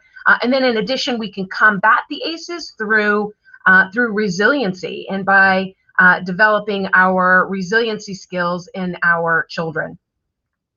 We know that ACEs with a score of 4 or more, that the likelihood of chronic pulmonary lung disease increases by 390%. Hepatitis, it's 240%. For depression, it's 460%. As you know, I work in the mental health field, and one of the things that I think is so important is that we start correlating ACE scores with depression and other mental health conditions and mental health crises. Certainly, we know that suicidality, and you heard Dr. Nadine Burke talk about this, but suicidality is 1,220% more likely, or 12 times more likely than someone with a score of 0. Many of you no doubt know that we have a very high suicide rate here in Pinellas County. There's quite a few of us working to try to address that fact. Our suicide rate among our children is growing rather exponentially across the country, and certainly here in Pinellas County. So we want to understand, why is that happening? Children with 3 or more ACEs are nearly 4 times more likely to have developmental delays. For those of you who are working with children who are seeing these developmental delays, I think it's important to begin understanding that you may not know the adversity that these children are currently experiencing or have experienced in their past. That's one of the things that we want to that's probably pretty obvious that we don't need to say, but I do want to say that we often look at families and believe that based on what they look like or what we can see will determine if there is adversity happening in their home. As you all know, that simply isn't true. And if we learned anything from the ACE study, we learned that. We learned that it is not, that adversity is not somehow exclusive to those children who are living in poverty, or those children who are living with a single parent, or those children who are living with uneducated parents. That's just not what the data proved. What the data said is that it is all of us. In fact, the data really was around two-parent households, right? People with college degrees and who had insurance and who had jobs. And so we want to make sure we all are understanding that simply by looking at a child or looking at the composition of a family, even the car that they drive, the clothes that they wear, all those things are not the indicators as to whether or not adversity is happening to that child in that child's home currently, or to that parent. What happened to that parent in their childhood. We know that a prevalence of 2 or more ACEs among U.S. children, we can see things that you might be seeing with the children that you are working with. Asthma. You heard Dr. Nadine Burke talk about asthma. I still, to this day, do not believe our pediatricians are putting together the fact that these rises in asthma diagnoses and ACE scores, that we're not looking at the adversity that these children are being exposed to. ADHD is one that I feel like I could talk about forever. It is in my wheelhouse, obviously, as a mental health diagnosis. But what we know and what we see in the mental health field is that there are tons of children who are being asked to be diagnosed, parents, teachers, others, right? I think this child has ADD. I think this child has ADHD, when in fact the behaviors that are representing ADD or kind of looking like ADD or ADHD really are symptomatic of trauma, of the experiences that they are experiencing at home or have previously experienced in their lifetime. So behavior problems, children who bully. Bullying, as you know, is rampant in our schools, or certainly has been for many, many years. And we often look at children who have been bullied, and we aren't looking at the children who are bullying. And certainly we need to pay attention to that. It is a strong indicator that things are happening at home. And then, of course, suicide and depression, a 2 or more score, a 4 or more score means that child is 12 times more likely to have thoughts of and or to consider dying by suicide. The CDC estimates that there is an economic toll to child maltreatment exceeding $124 billion. I think that's what Dr. Burke is referencing when she says, listen, it becomes less likely that we can continue to ignore the impact of adversity, early childhood adversity on our children. There is a serious cost to that, even if we don't care about the human spirit, which of course we all do. But for our policymakers and our governments and those kinds of things, understanding that we can't ignore it. It's costing us billions of dollars, and you can see that breakdown here. So your own ACE score, you are provided the option of taking the ACE if you haven't done so previously. It is optional. If you didn't do it today, maybe you would consider taking it later, maybe never. I do know that taking the ACE score can be triggering. It can be heavy and scary, even when it's done in private. One of the questions I have often for people who take the ACE is to ask them, how do you feel? How did it feel to put a check mark or a 1 next to that question?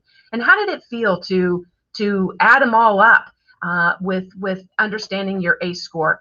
It's important that we understand how it feels to take the ACE, especially if we're going to talk to others about ACE, if we're going to talk to others like parents, even our children, if we're going to talk about ACE scores, we really need to understand how it feels to take it ourselves.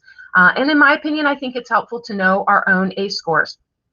What I will say, though, is that the Resiliency Questionnaire, which you also have access to, the Resiliency Questionnaire is as important, maybe it's even more important than the ACE score, because what we know is that resiliency is the antidote, it truly is the antidote to adversity.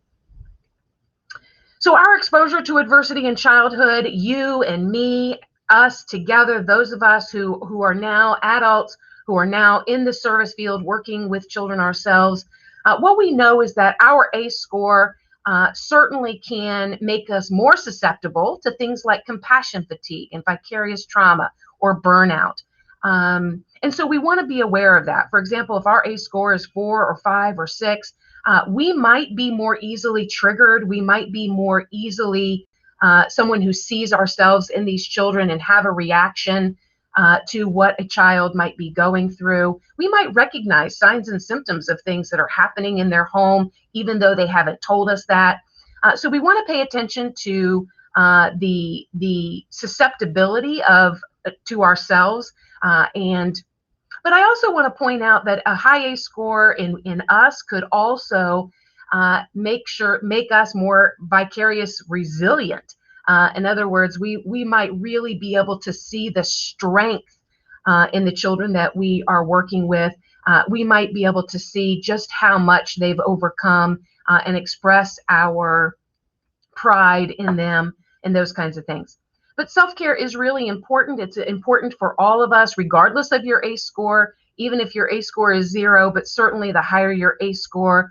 I want to always encourage that we are practicing self-care, to know that symptoms aren't shameful, that they really are calling us back to center. And what I mean by that is that if you've gained weight, for example, that could be a symptom.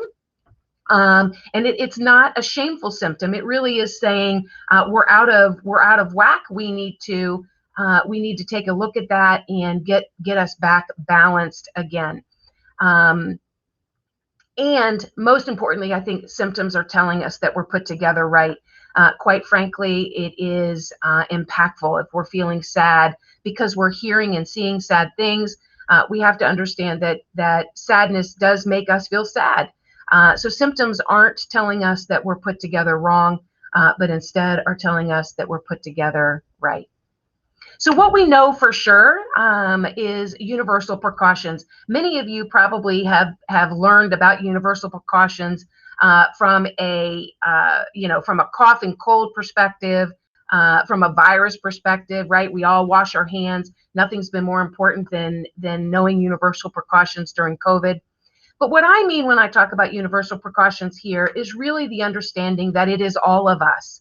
I want you now to start thinking about, no matter where you are, not only at work, but in your neighborhood, in your grocery stores, in your faith organizations, your churches, your synagogues, wherever you are, understand that the people around you, chances are they have an ACE score. Chances are they've experienced adversity as children.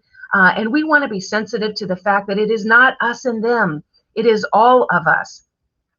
We now understand how adversity gets embedded in our biology and in our behavior, literally changing our DNA. We want to understand that. The thing that I hope that you take away, though, today really is how simple supports and opportunity can truly deliver stunning improvement in the lives of the people that we serve and the people that we're around. Little things that you do really can make a tremendous difference in the lives of children, especially the lives of children who are experiencing adversity or who have experienced adversity in their lifetime. And we must understand the 2-generation approach. In other words, all the children that we are serving have parents behind them. All those parents were once children. They have their own ACE scores. They have their own experiences of adversity. And so if we understand that they too were once children, now maybe repeating cycles, but doing the best they can, if we understand how adversity exposure works, we can truly begin to make a difference, not only in the lives of the children, but in the parents behind them. So I want to tell you a simple act of kindness story. I refer to it as the Mailman Story. Many years ago, I was at a conference, and there was my husband is an attorney, by the way, and we were listening to an attorney tell her story of tremendous success as an attorney. And she talked a little bit about adversity in her childhood. She told the story about that her mother lived with a mental illness. It was undiagnosed and untreated, that she had been taken out of school, and her mother was homeschooling her because her mother had fears of paranoia and a variety of things. It probably goes without saying that she was not actually being homeschooled. Her mother was misusing and abusing drugs and other substances. She had men coming in and out of the house, and various things that were happening within that home, including the sexual abuse of this now grown adult attorney. And so when she was done telling her story, a line began to form to ask her questions. Some questions were about her legal, her legal acumen, but other questions were really around the trauma and adversity that she had lived through. And so when it came my turn to ask my question to her was, what made the difference for you? And literally without blinking, she said, it was the mailman. And I said, the mailman? And she said, yes. She said, the mailbox was affixed to my house. So it was on the house, and every day the mailman would come up the drive to put the mail in the mailbox. And she said, I sat on the back of the couch, which faced the window that looked outside. And although my mother had the blinds drawn, there was a small crack in the blinds where I could see out and people could see in. And one day, the mailman, who was bringing up the mail like he had done every single day, and when he did, he saw me. He saw me through that crack. And when he did his finger like this, and he said, hi, beautiful. She said, every single day I sat on the back of the couch and I waited for the mailman, and he saw me. Every day he saw me, and he would do his finger and say, hi, beautiful. And this went on for years. She said, so it was the mailman who made the difference for me. Ultimately, she told me that she never met the mailman. The mailman still to this day doesn't know that he single-handedly changed the trajectory of her life by simply seeing her and acknowledging her and saying hi, beautiful to her every single day. So it really is the small things that we know that can make a difference in the lives of children. Jervonte said earlier, right, to smile. Smiling really can be a simple act of kindness for our children and for the adults, by the way, behind them. The great news is that what is predictable is preventable. Dr. Onday, 2009, said that quote. I think it's important for us to understand everything that Dr. Nadine Burke just shared with us, which is that what is predictable is preventable, and it is going to take all of us. I want to move our attention now to trauma-informed care. I am surprised daily about the number of people who tell me that they understand trauma-informed care, that they're practicing trauma-informed care, and yet they're having a hard time demonstrating trauma-informed care. And so I really do want to talk about, just for a minute, about trauma-informed care. This is one of those big lifts that I was talking about earlier that we really would need more time for, but I would really encourage you to go into your search engines, right? Kind of Google search trauma-informed care, maybe specific to even your industry. If you're an after-school provider, if you are a member of the clergy, regardless of what your role is, that you kind of put that in your search engine and come up with some really practical tips of what you could do to practice trauma-informed care. There are 4 R's to trauma-informed care. The first is realization about trauma and how it can affect children and their families and us. I will tell you that the ACE study really is what has been the most powerful in terms of realization for me and for many others. And it's something that we hadn't talked about in years before the study was released. we weren't talking about it. Recognizing signs of trauma, we've talked about that for many, many years. All of you, no doubt, have gone through repeated trainings on how to recognize signs and symptoms of trauma, of child abuse and neglect and those kinds of things. And so I think we spent the majority of our years understanding, recognizing signs and symptoms, but not really understanding the realization about trauma and what it actually does to us. And then the third is responding to trauma using a trauma-informed approach in every part of your organization. Really, trauma-informed care should be a part of all of your policies and procedures. It should be a part of your, the posters that you have on the walls. All of those things all should say kind of a consistent message, right, around understanding trauma through this trauma-informed lens. And then we want to, the one I want to focus on here today, really around resiliency, but it is really about resisting re-traumatization. I think we re-traumatize children and their parents quite frequently without realizing we are doing it. It certainly is not our intention when we do it, but I think it happens more than we would know. So 4 tips to providing trauma-informed care to truly understand the difference between what happened to you rather than what's wrong with you. Why are you acting that way? What's wrong with you? And that we change it really to what happened to you. Tell me about your experiences. Tell me what happened. It really is a minor shift, but it is one that can be very impactful. Understanding universal precautions, like I said before, which is this understanding of wherever you are, right now, wherever you are, if you are together with a group of people right now, understanding that there are people in the room with you right now who have ACE scores, perhaps that exceed 4, 5, 6, 8, understanding that it is all of us that we are talking about. And then, of course, the third tip I would give to you is to see symptoms as strengths. So if you are working with children that are little jumping beans, you can't get them to sit still, they are frequently engaging in unruly behavior, not making good choices, not making safe choices, see that behavior as a strength.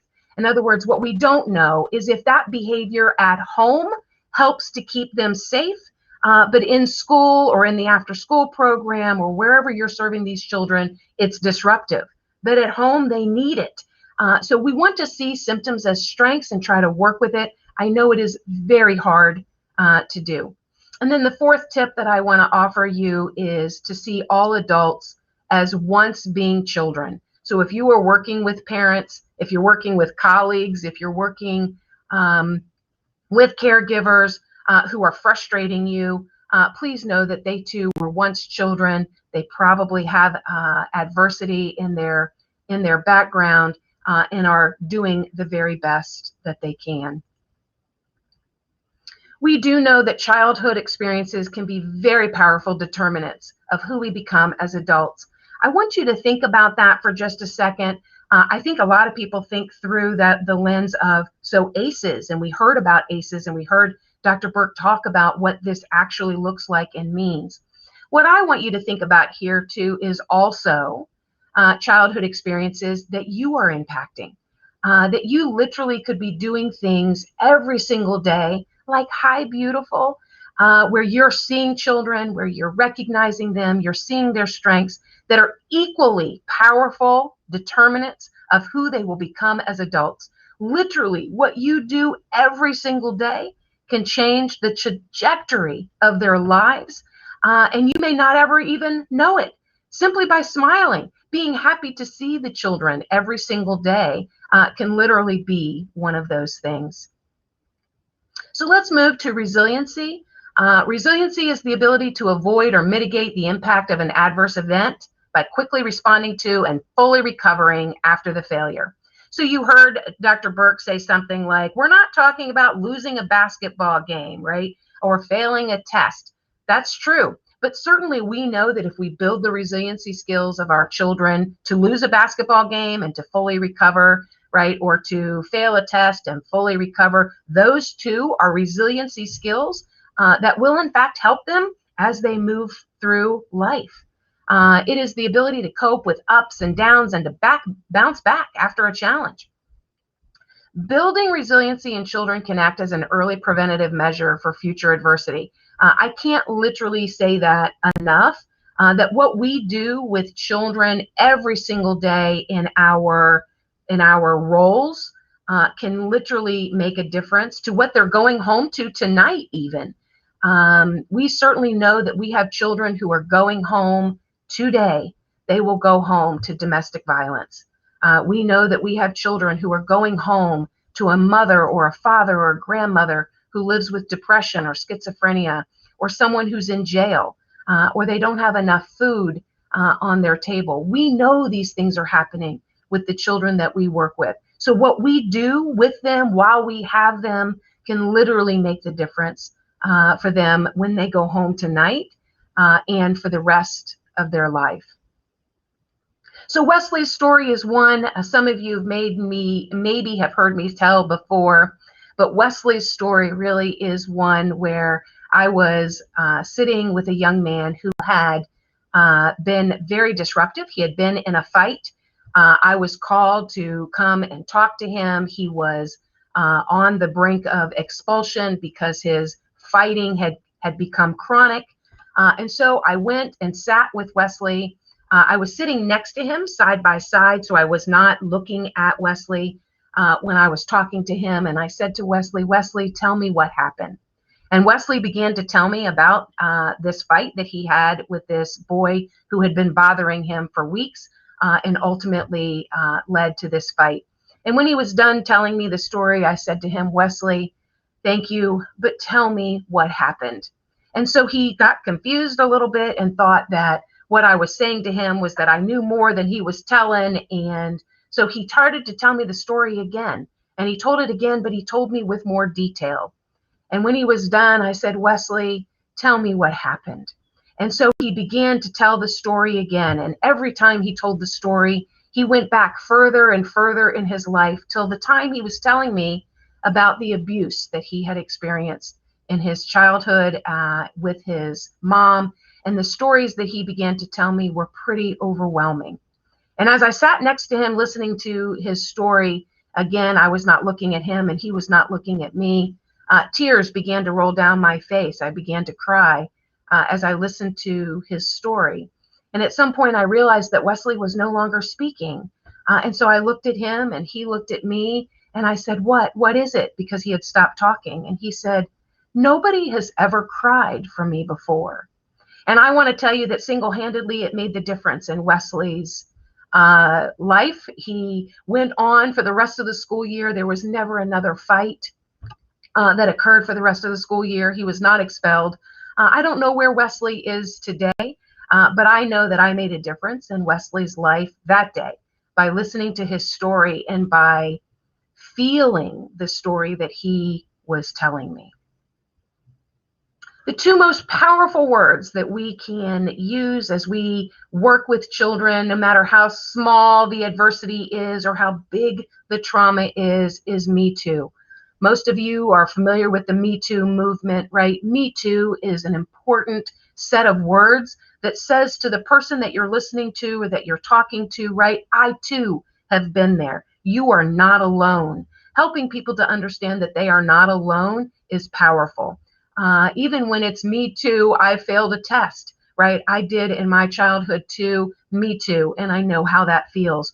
All the way up to the Me Too movement, where women and men came together to say, right, this has happened to me too.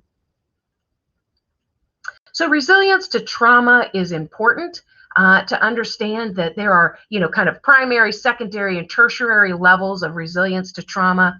But we certainly know that by what we do with children, we can have positive child outcomes despite their exposure to trauma, right? So things like Wesley, we can have a positive child outcome despite the fact that he has had exposure already to trauma. We can also prevent trauma reoccurrence despite high risk of further exposure by building resiliency skills in our children. And then, of course, the avoidance of traumatic experiences altogether in the face of significant risk. All of those things can happen through resilience.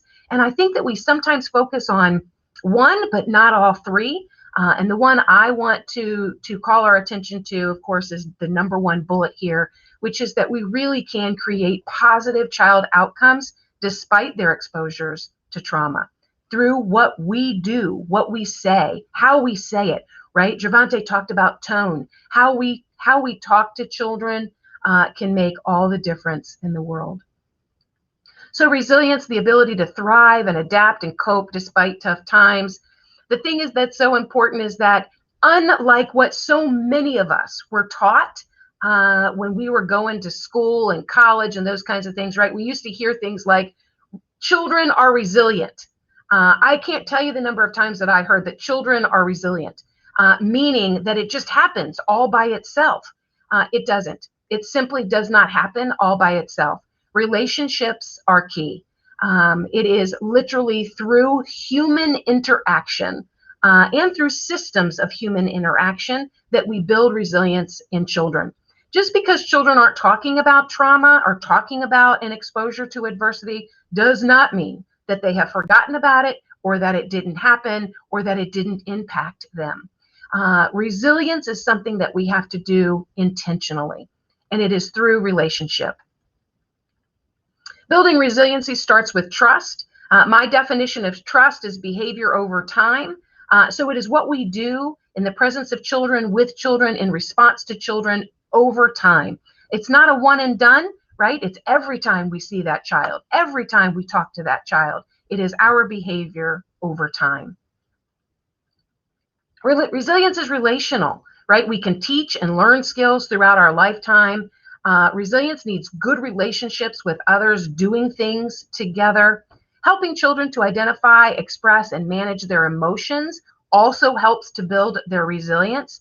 Listen, acknowledge, right? Listening is one of the most powerful skills that we all actually bring to the table. So the Resiliency Questionnaire, I hope that you've had an opportunity to take the Resiliency Questionnaire. You can have a total score of 14. My total score is 11.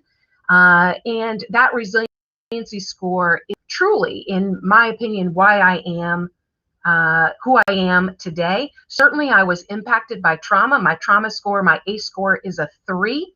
I answer 2 of the questions of the 10. And then I add a point because I had another trauma that was very impactful to my life, is still impactful to me to this day, that wasn't included on the 10 questions. So I added a point for that. By the way, I give you permission to do the same thing. I had someone say to me after a presentation that I did that I don't have any of the 10, but I know that I had trauma in my life. He said, I think I have a score, but I don't know what it is. And I said, you can tell me what your score is, right? It really is for you to say what those traumas were. So the Resiliency Questionnaire, when I was little, other people helped my mom and dad take care of me, and they seemed to love me. That's one of the Resiliency Questionnaires, questions on the questionnaire. You could be that person, right? When I was a child, teachers, coaches, youth leaders, ministers were there to help me. That's you. That's you. So these children in their adult life might answer those questions for themselves, and who they are thinking about is you. You were the teacher, you were the coach, you were the youth leader. When I felt really bad, I can almost always find someone I trusted to talk to. That too could be you, that they think about years from now when they take that Resiliency Questionnaire. So let's break it down just a little. When I was little, other people helped my mom and dad take care of me. When we support children and parents together, we see greater results. Help take care of parents too. Meet parents where they are in terms of their life experiences. Build on their strengths. Coach parents on positive discipline and parenting strategies that promote resilience. Offer tools to help parents and to help manage their stress. Teachers, coaches, youth leaders, ministers were there to help me. The healing power of relationships, right? See the good. If you have children who are arriving late to school, for example, say to them when they arrive, I'm so happy to see you. It must have been difficult getting here today, as opposed to, you're late again? You're late again? What? I mean, honestly, can't your mother get you up earlier? right? As opposed to that, I'm happy to see you. Children often are not responsible for getting themselves to school on time. And so shaming them or blaming them really is that re-victimization, right? Re-triggering. Instead, if we say to them, I'm so happy to see you, I'm so glad you made it here. I bet it was difficult. Lots of hugs and affection. I know that we can't do a lot of hugs right now, but we can do elbows and we can do fist bumps and we can do virtual hugs, you know, that kind of thing. Do things like establish routines and exercise, taking children outside. Exercise is so good for the endorphins. At pickup time, tell mom all the good things, as opposed to saving up all of the negative things and the bad things when that mom gets there to pick up their child. Overwhelm her with all of the good things that you saw today in that child. Simple strategies. I'm not going to go through these. I've gotten my 15-minute warning, so I want to make sure that we get to questions and answers. But things like the Smiling Mind free mindfulness app for children, download it. Encourage parents to download it. Most of our students and our children have phones. Encourage them to download it.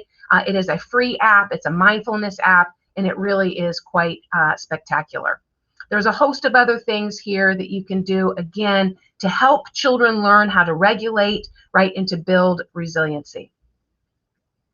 So which one of you are going to choose today to continue or to start, right, to believing that you can make a difference in the lives of children, that you literally can change the trajectory of their life? And when they become adults, right, it will be literally because of interactions that they had with you. Which one of you will ask what happened to you rather than what's wrong with you? And which one of you will see misbehavior as a flashing sign that says, help me, see me, as opposed to blame me or criticize me? And which one of you will be willing to see bad behaviors as symptoms or strengths? Which one of you is going to be willing to show the child who feels lost, right, the way back, right? Coming to you, seeing you every single day is going to keep them grounded. And which one of you is willing to make things better wherever you go from here, starting right now? And which one of you is willing to go the extra mile when it means going out of your way, right? Sometimes we have to go out of our way for the children that we are serving. So I dare you. Some of you were raised around the same time I was, and we used to play I dare you, and I double dare you, and I double dare you, right? And so I dare you. I dare you to be the one who's going to make a difference, the one who's going to join the movement that Dr. Nadine Burke talked. I double dare you. I dare you to be the one who's going to do it. Thank you, thank you, thank you.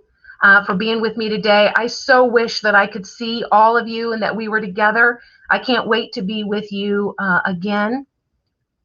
One of the questions that I have for you is, what is one thing that you can start doing tomorrow or today that's trauma-informed to build resiliency in kids? Something we've talked about today together, or something that you come up with all on your very own. But what's one thing that you can start doing? Because it is the little things, it is the simple things that we will do that will make a difference in the lives of our children. Thank you. Hi, April. I can't. Oh, there you are. Hi. Hi. Wow. I mean, between your presentation, just all the wonderful comments and affirmations we're getting in the chat. I feel the energy. I feel your energy. There were a roller coaster of emotions, tears, and joy, both at the same time. We have just a minute for folks to put some questions in the chat, but I wanted to ask you, you talked about Wesley, and being there to listen and feel his story.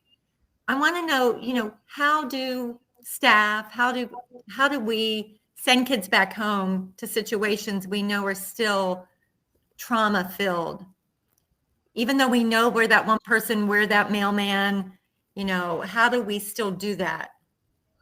I think that question is that there isn't one answer to that question.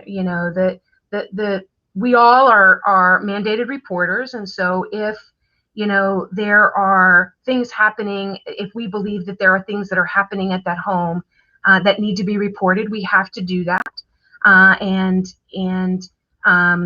we need to do that promptly, quickly. We don't delay on making that telephone call for the safety of the children that we care for. If it's not a safety issue and therefore doesn't rise to the level of a mandated reporter, what I would say is that we talk about those things with the child. I know that it's hard to go home. I know that it's hard to be there. And we acknowledge, right? Talk to me about how it feels.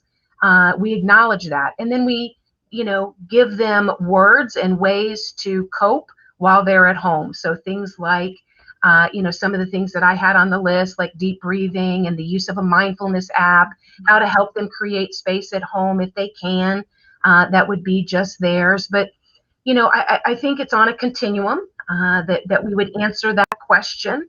Right. We certainly know that there are adversities that are happening at home that don't rise to the level necessarily of a report to the hotline, but are nonetheless impactful. And so, again, I would say that we're acknowledging those things and we're talking to children about them. We're getting comments in the chat that it takes time to build resiliency.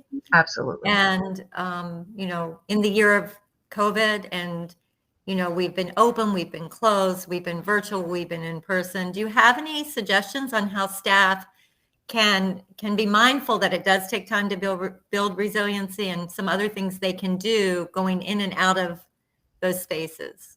Yeah, again, that's why I say, right, it's not a one and done. It really is a sequence of interactions with a child. And by the way, it might be a one and done for you. You might come in contact with a child that you will never come in contact with. And so then it becomes kind of the sequence of all of us, right? So when children go into school or into, after school or with their sports groups, right? They're interacting with all kinds of adults. So it really takes all of us, over a period of time to be our interactions to build the resilience. I'm seeing in the comments a lot, things like, resiliency doesn't work. I don't know what that means when someone is saying resiliency doesn't work. What I will say is that, resiliency can be defined in so many ways, and resiliency, takes time, as you said, and kind of that question around time, and can take years. And sometimes it doesn't change the trauma, it doesn't change what's happened or what may be happening currently. But what we do know is that right now you can talk to most adults, if you ask them this question: was there one person in your life who made a difference for you? Almost everybody can tell us who that person was. Almost everybody can tell us that in hindsight, right, as adults looking back, they can tell us that it was the teacher, it was their coach, it was the front desk, admissions counselor, when you came in to school, it was the lunch lady, it was the janitor, it was the person who saw me that every single day, right, I talked to, and they laughed with me and they saw me, kind of thing. So sometimes it's not happening, right? You don't even know that it's happening, I guess is the point, that you are that person. You don't even know that you are until years later. When it's or you may never know. Or you may never know. Right. You may never know. So correct. April, I know you were kind of gazing over at the comments, but I think most of the comments about resiliency not working was the code word. Oh, resiliency. Okay. Not resiliency. Okay. Practice of resiliency. So feel better. Okay, I do feel better because I was like, it does. It really does. No, they meant the word resiliency for the code word. Thank you so much. That's great. But Shay is saying that she or he has a question. I wanted to see if that could go into the chat in any way, and then I can share that with you. But who was that one person for you, April, or what got you into this work? It's kind of a long story. I've had many people who really changed, in hindsight, and really even at the time, kind of, shaped who I am today. But what got me into this is that, I was 14 years old. I remember exactly where I was standing. I was at a church garage sale. I picked up a book. It was 10 cents. My mother bought it for me. The name of the book was Sometimes God Has a Kid's Face. The book sits on my shelf still to this day. It single-handedly changed my life. I read it and knew right then that I had been touched, and literally that my job was to make a difference in the lives of children. I didn't necessarily know how. I thought it was being a psychologist. I thought it might be being a teacher. I really didn't know until I started working for HRS. For those of us who know HRS, I started working as a protective investigator, and I knew right then that it really was serving children that was my calling, and so that kind of is what started me. That's a beautiful story. Andy has a great question. How do we train our peer workforce to be trauma informed? So the peer workforce, I don't know what the word here peer means, if we're talking about our peers or if we're talking about people who are serving in peer roles, peers who in fact have lived experience and now serve in a peer role. But the first things first, I would say is through training. There are very powerful, like Dr. Nadine Burke's TED Talks, there are powerful, very easily understood, very easily accessible trainings, what I'm going to call trainings, educational, informational type sessions that I think sharing those with the people that we're talking about to help train others. And quite frankly, the more we talk about it, in my agency, for example, if I use the language like, well, that would be a +1. If I use language like +1 in my organization, everybody knows what I mean. It means we are adding to the ACE score. Sometimes we have to add to an ACE score. We have to call the hotline. We have to make a decision for someone to be arrested or for someone to be removed from the home. And when we do those, when we make those choices, right, an ACE score goes up. Sometimes we have to do it. But we all want to understand that. So language can be helpful in the peer workforce. That's pretty much what I would say, which is that to really kind of inundate all of us with, we're going to practice trauma-informed care. Pick one thing. Yeah, thank you for that, April. I think we have time for one more question, and I hope I'm pronouncing her name right, Janisha. How do we encourage kids who are affected by the pandemic to find motivation to get back into school? She's looking for some advice, realizing it could be something deeper. So how do we encourage kids who may have been affected by the pandemic to find motivation in going back to school, those who miss school a lot or lack the motivation in it? Yeah, again, I think that often the way we're going to help motivate children is probably my teachers and administrators are not going to be happy with what I'm going to say, but it is often not through learning. It's often not by talking to them about learning loss, right? Like, or that you need these skills to succeed in your future. You have to know, reading, writing, and arithmetic. Often the way we're going to encourage and motivate children to come back to school is through social emotional learning, is through relationship. I miss you. I want to see you.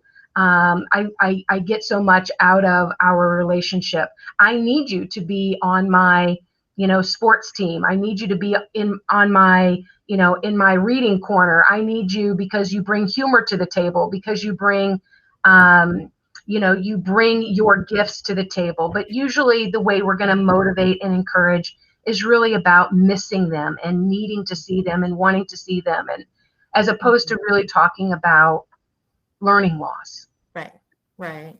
Yeah, that they matter. Right? They matter. They matter. Right. They matter. They matter. And when they're not there, they're missed. I love that. Shay wrote, so Shay did enter in a question. We have time for one more. What is the best environment to provide resiliency? And then goes on to kind of explain that whole question. It's kind of long, but you know, what is the best environment to do that? You know, and the rest of that question is important as well, right? Sometimes children need exactly what she said, right? They need homework help. Interestingly enough, homework help is very relational, right? We often get very focused on the task in front of us in terms of what we're helping them with homework, but it is so relational, right? Even if they aren't getting it. I literally remember my son not doing well in math, and I hired him a tutor.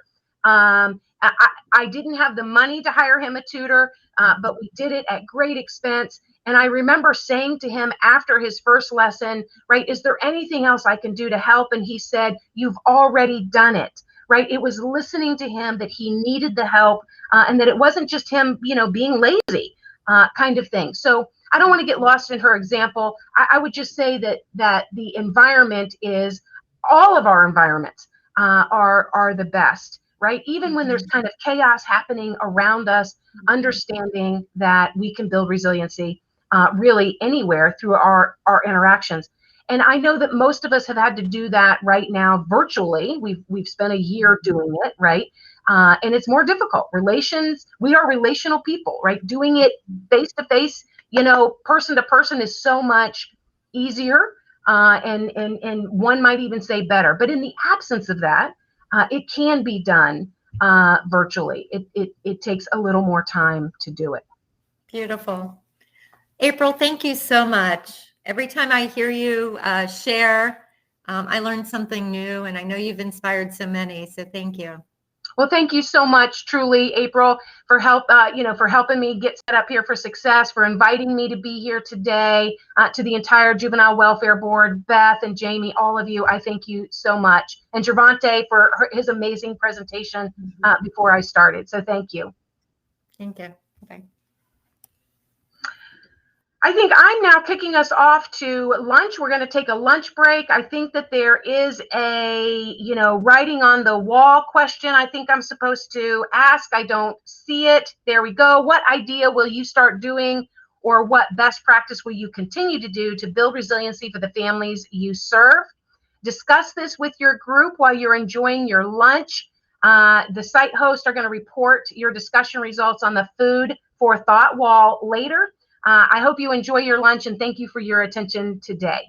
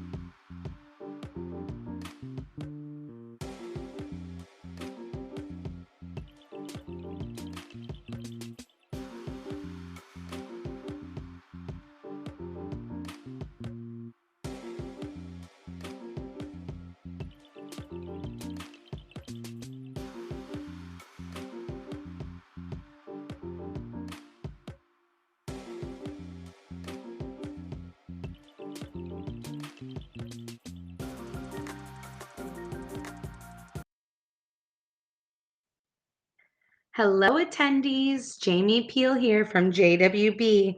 Just letting you know that we have 10 more minutes left until we get back to our programming. Thank you.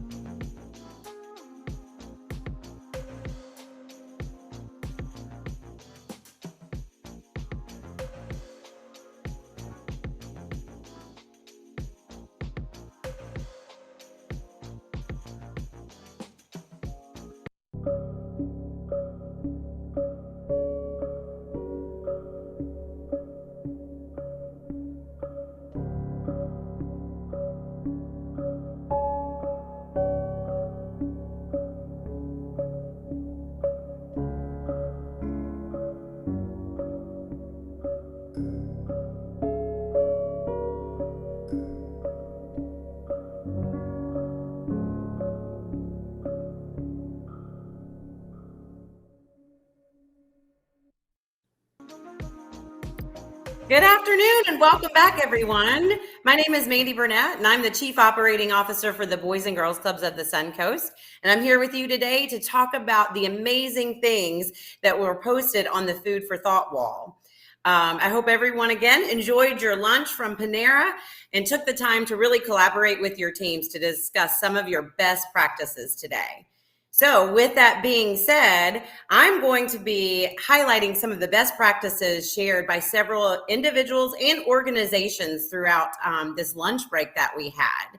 So first, we're going to start off, and please take some notes on this, but you can also be rest assured that we will be compiling all of this information for you and sending it to the site host once the conference has concluded.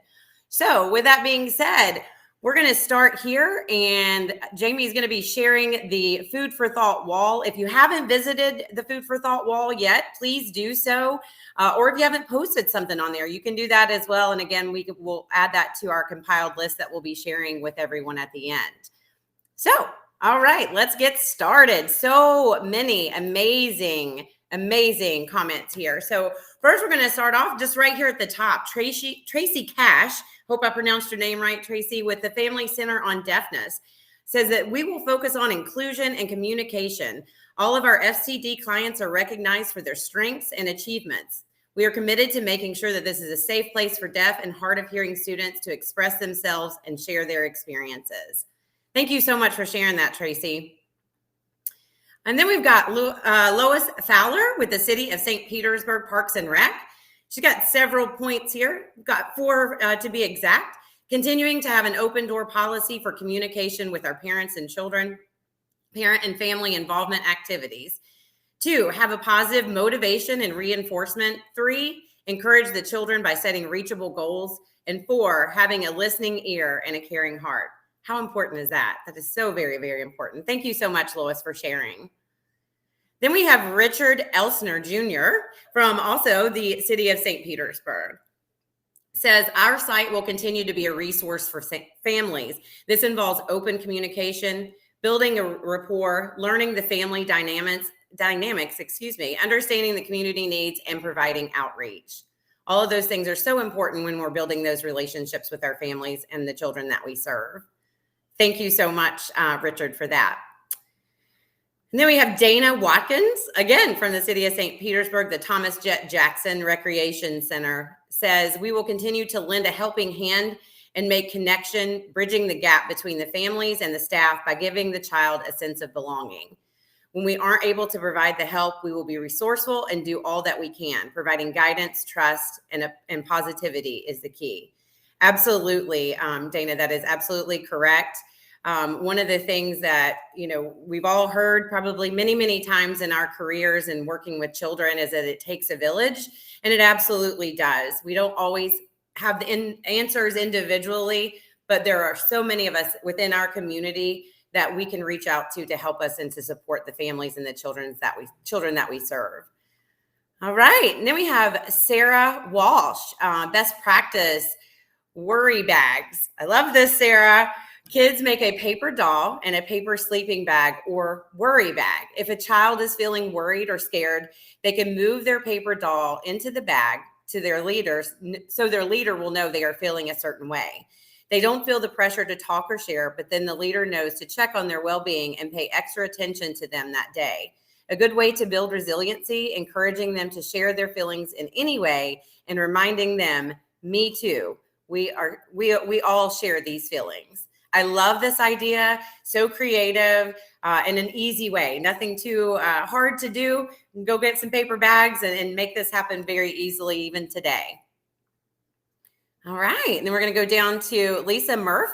We teach the children problem-solving skills that will be able to use, enforcing positive reinforcement, stay involved with the children and their families, try not to fix the problems and instead ask questions and let them come up with their own solutions. I think that's a great way to handle any issues that maybe a child may be facing, is really let them kind of lead the conversation to see what it is and how we can support them with their own conclusions that they're coming up with. Karen Levitt from the Ridgecrest Boys and Girls Club discussion says, after a lengthy discussion on family engagement, which we all agree is a part of being a youth development provider that we missed since the pandemic, we would like to double down on our efforts to interact with our families and community virtually to subsequently fill that void. It has been very difficult. We all know we've been faced with a very difficult time over the past year and a half, and not being able to have that face-to-face interaction as much as we are used to from the past.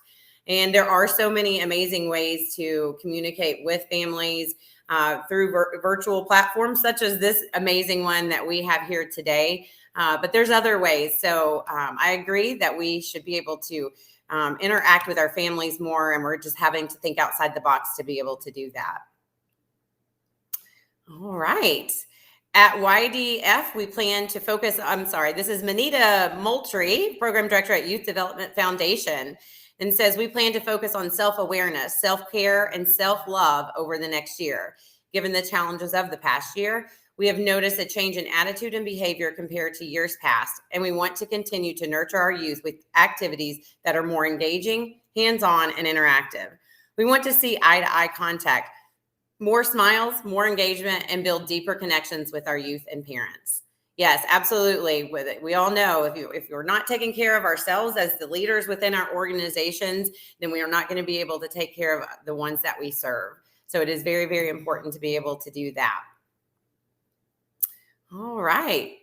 Then we have another one talking about promoting self-care and mindfulness behavior, as well as affirming words to our youth. They absorb so much. So being that person that cares is so important. Thank you for sharing.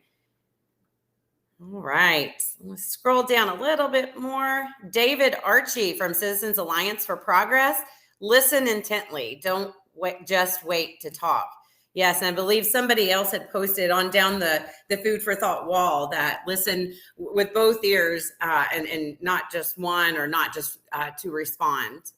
So yes, very, very important to make sure that we are listening to comprehend and to understand what's being said, and not just waiting to respond, which is hard sometimes. All right, Lauren O'Connor. PAL is honored to serve its participants. The best practice that we at PAL will continue to do are be there for our kids in every way possible. We start by greeting everyone by name. We have daily guided conversations that allow the students to use critical thinking skills and gives everyone an opportunity to share. Getting to know each student as an individual and showing genuine interest and being supportive in everything. We try to find a new thing to compliment each individual on every day. We celebrate all successes, big or small, and remember all the little things that makes each person unique. We also answer questions and share personal anecdotes to show our relatability, and so that we understand that it is a safe space to share anything they want. These are some really great things that are really basic things that we can do today, tomorrow, every day that we're working with our children. So it's just letting them know that we're there for them. We support them, and whatever need they may have, we will do. I know everyone on this call has the passion for the children that they serve and want to be there for them. And I know that you will do whatever you can to make that happen. Even if it's not a resource you have at your fingertips, I know that you'll be sharing that. All right, we have Janet Arnold from the Pinellas Park Boys and Girls Club will continue to serve our members with respect, love, and compassion through recognition, expectations, and positive praise. Great futures start here. I'm a little biased, but you're right, Janet, they do. Logan Peel, we will continue to make connections by building relationships, maintaining routines throughout our program, strengthening communication, and staying as organized and consistent as possible. And that is definitely something that we want to make sure that our families and our children that we're serving are seeing that consistency within the program and the day-to-day routine that they are used to when they're coming to our facilities. Thank you so much, Logan, for that. Andy Chi, City of St. Petersburg Parks and Recreation Department. When we talk about resiliency, we also have to consider wellness. And again, this goes back, I think what Andy's saying here is something we've already touched on a little bit, but taking care of your body, self-care is so important in today's world, but it's also a legitimate practice for mental health and building resilience. That's because stress is just as much physical as it is emotional. Promoting positive lifestyle factors like proper sleep, hydration, and regular exercise can strengthen your body to adapt to stress and reduce the toll of emotions like anxiety or depression. Very well said, Andy. Thank you so much for sharing. All right, Maura McCabe from Boys and Girls Clubs of the Suncoast. Our team will continue to build relationships with the families we serve. Through our Healthy Habits program, we plan to introduce nutritious foods and recipes that can be sent home for the whole family. Our families will then have access to assorted vegetables and fruits that they may not have available to them otherwise. What a great opportunity for the families to work together to build their meals in the evenings. Thanks so much, Maura. All right, and then we're going to go down to Rudy Richardson with Arts for Life. I love how Rudy says all of the things in his post here, and I'm not going to read it all, but one of the ways we reinforce resilience is by affirming the presence of every child in our after-school program as they enter the center. We greet them by name with a smile and a warm hello and ask them how is their day going so far. This encourages them to personally engage with our staff by recounting the events of their day at school. We find that this engagement helps settle them so that their focus will be on homework, STEM activities, and art instruction, as well as enjoyable and cooperative interaction with fellow students and staff. Yeah, I think about even as an adult when I walk into a restaurant, a store, when you're, at Moe's, right? Everybody's been to Moe's and it's welcome to Moe's, welcome to Moe's. And so I think that's kind of the same thing we have to make sure that we're doing with our children is making sure that they feel welcome as they walk through our doors. All right. Sean Morrison, we will continue to positively engage and provide needed services to our children, parents, and community. We will do this by having community event, family nights, and open discussions to ensure we are hearing what our families need.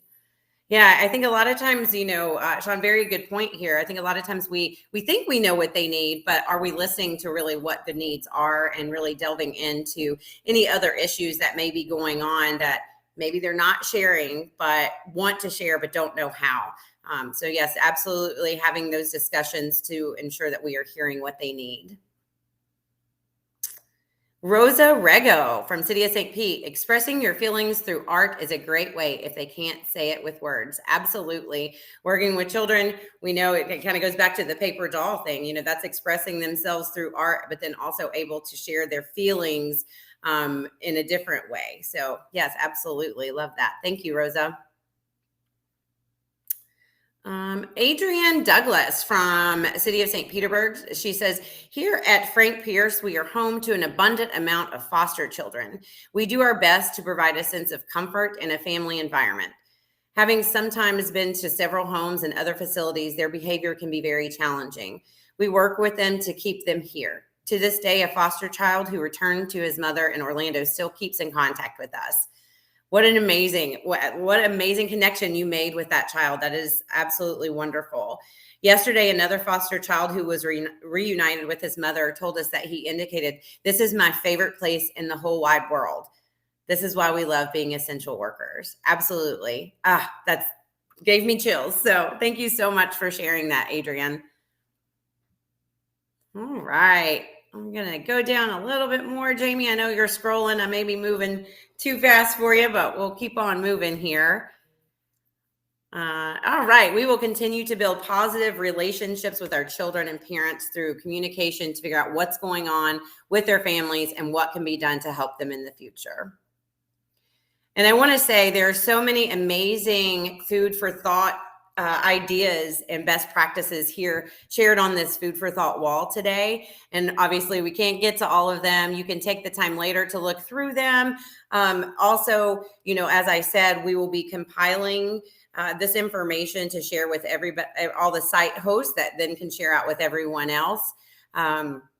So with that being said, I really love these ideas, and I hope that each of you may have jotted down some notes, but don't worry if you didn't. We'll make sure to get this information to you. And I know there's more posts that keep coming through up here at the top, and I would love to be able to read them all. But unfortunately, we need to keep moving so we can go out there and serve the children that we are in so much need of us today. So with that, I am going to turn this over to Jamie because she's got some very, very exciting news to talk about for our leaderboard challenge and winners in that. So Jamie? Thank you, Mandy, and thank you for reviewing all of the wonderful food for thought items that were posted on the food for thought wall. I believe you will still be able to access the food for thought wall after the conference, so you can get some wonderful feedback to take back home to your organization. I am going to briefly go to the challenge board because I know these challenges have been challenging, but also very fun for all of you. And I'd like to see who is at the top of the leaderboard. So I'm going to go over to the leaderboard, and our number one participant, or the one who got the most points, although there is a tie, Akila, I hope I said your name right. You are at the top because you redeemed your codes the fastest out of everyone else, and you redeemed for the most points. Akila Kraus, can you write in the chat what organization you are from? We have a special prize for your organization, and we are so excited to give you this big prize. We will be in touch with you after. We are going to also give prizes to the top 5 attendees. So if you are listed here as a top 5 attendee, you will be getting a small prize from JWB. Thank you so much for participating today. I am going to introduce, again, Beth Houghton from Juvenile Welfare Board. She is going to be closing out the conference today. Thank you so much, Beth. And thank you. Thank you so much, Jamie, and the whole OST planning team, out of school team planning team. Jamie especially, who helped us navigate this new Socio app and platform. We hope it allowed for more engagement, learning, and fun than we've had on our typical Zoom or Microsoft Team meetings over this last year and a half. And we hope you enjoyed your watch parties and your swag bags. I want to also thank Mandy for summarizing the great ideas generated from our virtual brainstorming session. Note, after the event, we will send today's participants all the ideas from that session, along with the balance of questions asked of our guest speakers. I do want to give a big shout out to our guest speakers, Jervonte Edmonds and April Lott. Jervonte is now a new friend, and April is a friend of longstanding for me. Thank you both. You inspired us, and you shared your passion to build and promote resiliency. And I think more than anything, what I picked up was that often we can help build resiliency in every child we see, every adult we see, with small things that we can do every day, using someone's name, recognizing their presence, smiling warmly, giving a small compliment. These are things all of us can do. And we know that those of you attending this conference do this every single day. And we know how much difference it makes. So more than anything, I want to say thank you to you for the work you do every single day to strengthen and build resilient kids. So before you leave today, I have one last ask. Please take a few minutes of your time to complete a short questionnaire. It's located in your app. We really value your feedback and appreciate your ideas for future conference planning. We pay attention and we try to respond so that every conference can be better than the last.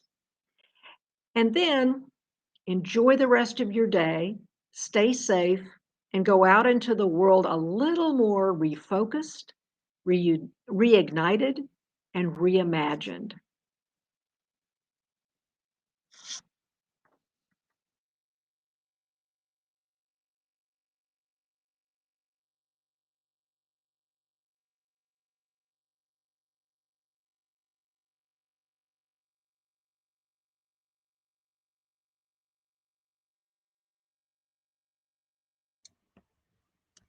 Thank you all for attending the conference today. I hope you've enjoyed it as much as we have enjoyed planning for it. Thank you to Fiona Potter, the JWB staff, and the OST committee who helped plan for this conference. We really enjoyed seeing everything on the social wall. Like Beth said, please look for the evaluation in the chat. It also can be found in your agenda. It also can be found in the announcements and on the homepage on the banner. Hope you have a wonderful weekend, and we look forward to seeing you soon. Bye-bye.